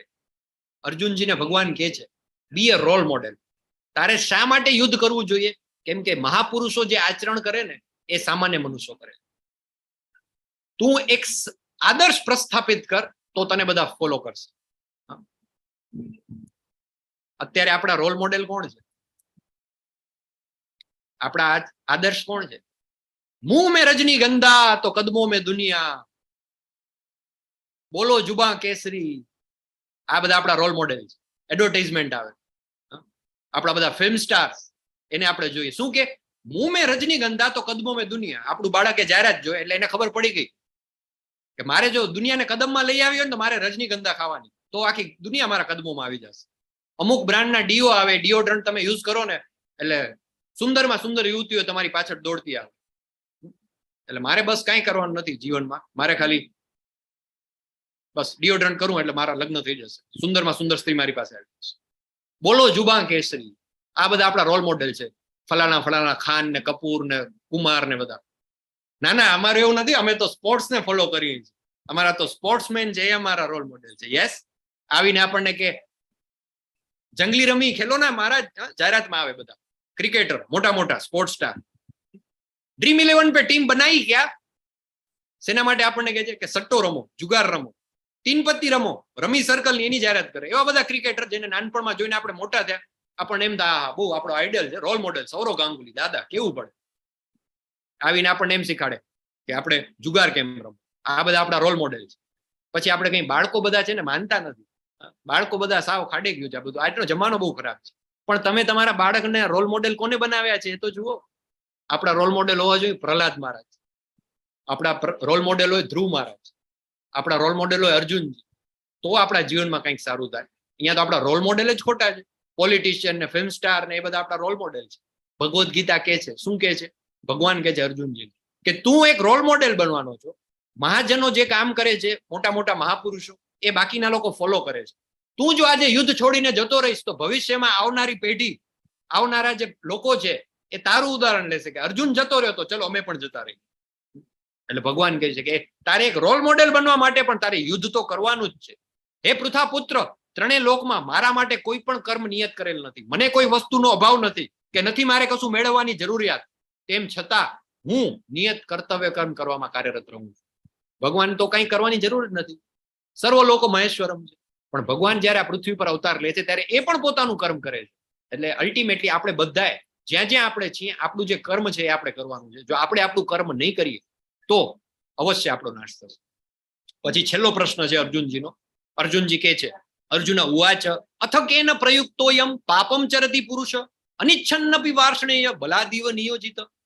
અર્જુને કહ્યું, હે વૃષ્ણિ વંશજ, જાણે કે બળજબરીથી તેમાં પરોવાયેલો હોય તે મનુષ્ય ઈચ્છતો ન હોવા છતાં પાપ કર્મમાં શાથી પ્રેરાય છે. મને ખબર છે કે આ ખોટું છે તો પણ મને કેમ એમ કરવાની ઈચ્છા થાય છે? આવું શા માટે થાય છે? તો ભગવાન કહે છે કે મનુષ્ય જે છે ભૌતિક પ્રકૃતિના 3 ગુણોથી બંધાયેલો છે. સત્વ, રજસ અને તમસ. 3 ગુણો છે. આના વિશે આપણે 14મા અધ્યાયમાં ડિટેલમાં ચર્ચા કરીએ છીએ. 17મા 18મા અધ્યાયમાં પણ આપણે આને કેરી ફોરવર્ડ કરતા હોઈએ છીએ. 3 ગુણો છે, સત્વ ગુણ, રજો ગુણ અને તમો ગુણ. આ 3 ગુણોથી મનુષ્ય છે બંધાયેલો છે. જેમ એક પેલી કઠપૂતળી હોય એ બધાને ચલાવે એવી રીતે મનુષ્ય છે આ 3 વસ્તુથી ચાલતો હોય છે અને એના કારણે બધા કામ કરે છે. દુર્યોધન પણ કહે છે ને ભગવાનને કે મને ખબર છે કે સારું શું છે, પણ એ જે સારું જે છે એમાં મારી પ્રવૃત્તિ નથી થતી. મને ખબર છે કે ખરાબ શું છે, પણ એમાંથી મારી નિવૃત્તિ નથી થતી. આનું કારણ શું છે? શ્રી ભગવાન ઉવાચ, ભગવાન કહે છે, કામેશ ક્રોધેશ રજોગુણ સમુદ્ભવ મહાશનો મહાપાપમાં. શું કહે છે ભગવાન? હે અર્જુન, આનું કારણ રજોગુણથી ઉત્પન્ન થયેલો કામ છે, જે પછી ક્રોધનું રૂપ ધારણ કરે છે અને જે આ જગતનો સર્વભક્ષી મહાપાપી શત્રુ છે. કામ, ક્રોધ અને લોભ આ 3 જે છે નરકના દ્વાર છે. બરાબર?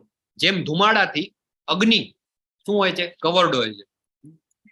એવી જ રીતે શું કહે છે ભગવાન? દર્પણ ધૂળથી, અરીસો હોય એના ઉપર ધૂળ લાગી જાય તો આપણને દેખાય નહીં ક્લિયર. અગ્નિ હોય એ ધુમાડાથી આવૃત હોય તો અગ્નિ ન દેખાય. ભ્રૂણ છે ગર્ભાશયથી આવૃત રહે છે. તેવી જ રીતે જીવાત્મા કામ વડે વિભિન્ન માત્રામાં આવૃત રહે છે. આપણી બધાની અંદર એક કામ છે, ઇન્દ્રિય તૃપ્તિ માટેની લાલસા છે, કામના છે. જ્યાં સુધી એ છે આવૃતમ જ્ઞાન મેતેન જ્ઞાનીનો નિત્ય વૈરીણા કામરૂપેણ કૌંતેય દુષ્પુરેણાન લેન. એ રીતે જ્ઞાની જીવાત્માની શુદ્ધ ચેતના કામરૂપી સનાતન શત્રુ દ્વારા ઢંકાઈ જાય છે અને આ કામ કદાપી સંતુષ્ટ થતો નથી તથા અગ્નિની જેમ બળતો રહે છે. આપણને એમ થાય થોડુંક કરી લઉં પછી છોડી દઈશ. કોઈ ખરાબ આદત હોય આપણને, એક વાર કરી લેવા દે. પછી માની લો કોઈને સ્મોકિંગની આદત હોય, કોઈને આલ્કોહોલની હોય, કોઈને નોનવેજ ખાવાની આદત હોય, XYZ કોઈ પણ ખરાબ આદત હોય, એ થોડીક એક કર પછી છોડી દઈશ. પોસિબલ જ નથી. અગ્નિ જે છે એ કામની જેટલું એની અંદર તમે આપશો ને આહુતિ એટલો વધારે પ્રજ્વલિત થશે. તમને એમ હોય કે ના 1 સિગરેટ થી ચાલુ, 1 જ પીવું, વધારે નથી પીતો. 1 માંથી 2 ને 2 માંથી 5 ને 5 માંથી 15 ક્યારે થઈ જશે ખબર નહીં. એટલે ભગવાન કહે છે કે જો કોઈ ખરાબ આદત જે છે એ ઇન્દ્રિય તૃપ્તિ માટેની, એને જો અગ્નિ પ્રજ્વલિત કર્યા જેવું છે, એને છોડશો નહીં તો એ તમને છોડવાની નથી. અને આ બધું કેવી રીતે ચાલે છે? ઇન્દ્રિયાણી મનોબુદ્ધિર, ઇન્દ્રિયો છે મન તથા બુદ્ધિ એ આ કામના નિવાસ સ્થાનો છે. તેમના દ્વારા આ કામ જીવાત્માના વાસ્તવિક જ્ઞાનને ઢાંકી દે છે અને તેને મોહિત કરે છે. તમે જુઓ 5 ઘોડા જે છે એ 5 ઇન્દ્રિય છે. એની લગામ જે છે એ માઇન્ડ એટલે મન છે, અને પાછળ ઇન્ટેલિજન્સ એટલે કે બુદ્ધિ છે, અને સૌથી પાછળ છે આત્મા છે. આપણી આ ઇન્દ્રિયો છે એ મેસેજ આપે છે. જ્યારે આપણે જેવું જોઈએ, જેવું સાંભળીએ, જેવું વાંચીએ એવા આપણે બની જઈએ છીએ. જો આપણે સતત એવી વેબ સિરીઝ જોતા હશું હિંસાવાળી, અશ્લીલતાવાળી, તો એ કામ, જે ક્રોધ, એ હિંસા, એ બધું આપણે એને ભોજન આપીએ, એને પ્રજ્વલિત કરીએ. જોઈએ છીએ ને આપણે આજે. હમણાંનો 2 કે 3 દિવસ પહેલાનો ઉત્તર પ્રદેશનો એક કિસ્સો છે. એક બાળક છે વિડીયો ગેમ રમતો હતો, એના પેરેન્ટ્સ એને ના પાડી. બાળક એટલે સાવ નાનો બાળક નતો, કિશોરાવસ્થામાં હતો. પેરેન્ટ્સે ના પાડી. આ ભાઈએ માને બાપ બેને મારી નાખી. રસોડામાં જઈને ગરમા ગરમ કંઈક તવો લઈને માથામાં માર્યો. 2નું મૃત્યુ થઈ ગયું. તમે ખાલી 2 દિવસ પહેલાના, પરમ દિવસના કે ગઈકાલના ન્યૂઝપેપરમાં આવ્યું. ઉત્તર પ્રદેશનો કિસ્સો. સતત આખો દિવસ વિડીયો ગેમમાં રહીને બંદૂકથી પેલું પબજી કે જે કંઈ પણ રમતો હોય મશીન ગનથી, એની અંદર એટલો બધો ક્રોધ લઈ, હિંસા અને બધા ભાવો જતા રહ્યા છે. એની ઇન્દ્રિયો છે, મન છે, બુદ્ધિ છે, એના ઉપર એટલું બધું હાવી થઈ ગયો છે કે નાનું અમતું જરાક પણ કંઈ કરી નથી શકતા. બહુ ઠપકો આપો તો એક નાની બીજી જ ઉત્તર પ્રદેશની જ ઘટના છે. આઝમગઢમાં એક સ્કૂલમાં કંઈક છોકરી ક્લાસમાં મોબાઈલ લઈને ગઈ હતી. ટીચરે એને કંઈક પનિશમેન્ટ આપી તો છોકરી અગાસી ઉપર જઈને કૂદકો મારીને આત્મહત્યા કરી લીધી. એના કારણે આખા ઉત્તર પ્રદેશમાં છેલ્લા 2-3 દિવસથી બધી CBSE સ્કૂલો બંધ છે. આવું બધું રોજ આપણી આસપાસ ક્યાંક ને ક્યાંક થાય છે. એનું કારણ એ છે કે આપણને આપણી જે ઇન્દ્રિય જે છે, મન છે, બુદ્ધિ છે, એને કઈ રીતે હેન્ડલ કરવી, હેન્ડલ કરતા નથી આવડતું. માટે હે ભરતવંશીઓમાં શ્રેષ્ઠ અર્જુન, શરૂઆતમાં જ ઇન્દ્રિયોનું નિયમન કરીને પાપના આ મહાન પ્રતીકનું દમન કર અને જ્ઞાન તથા આત્મ સાક્ષાત્કારના વિનાશ કરતાનો તું વધ કર.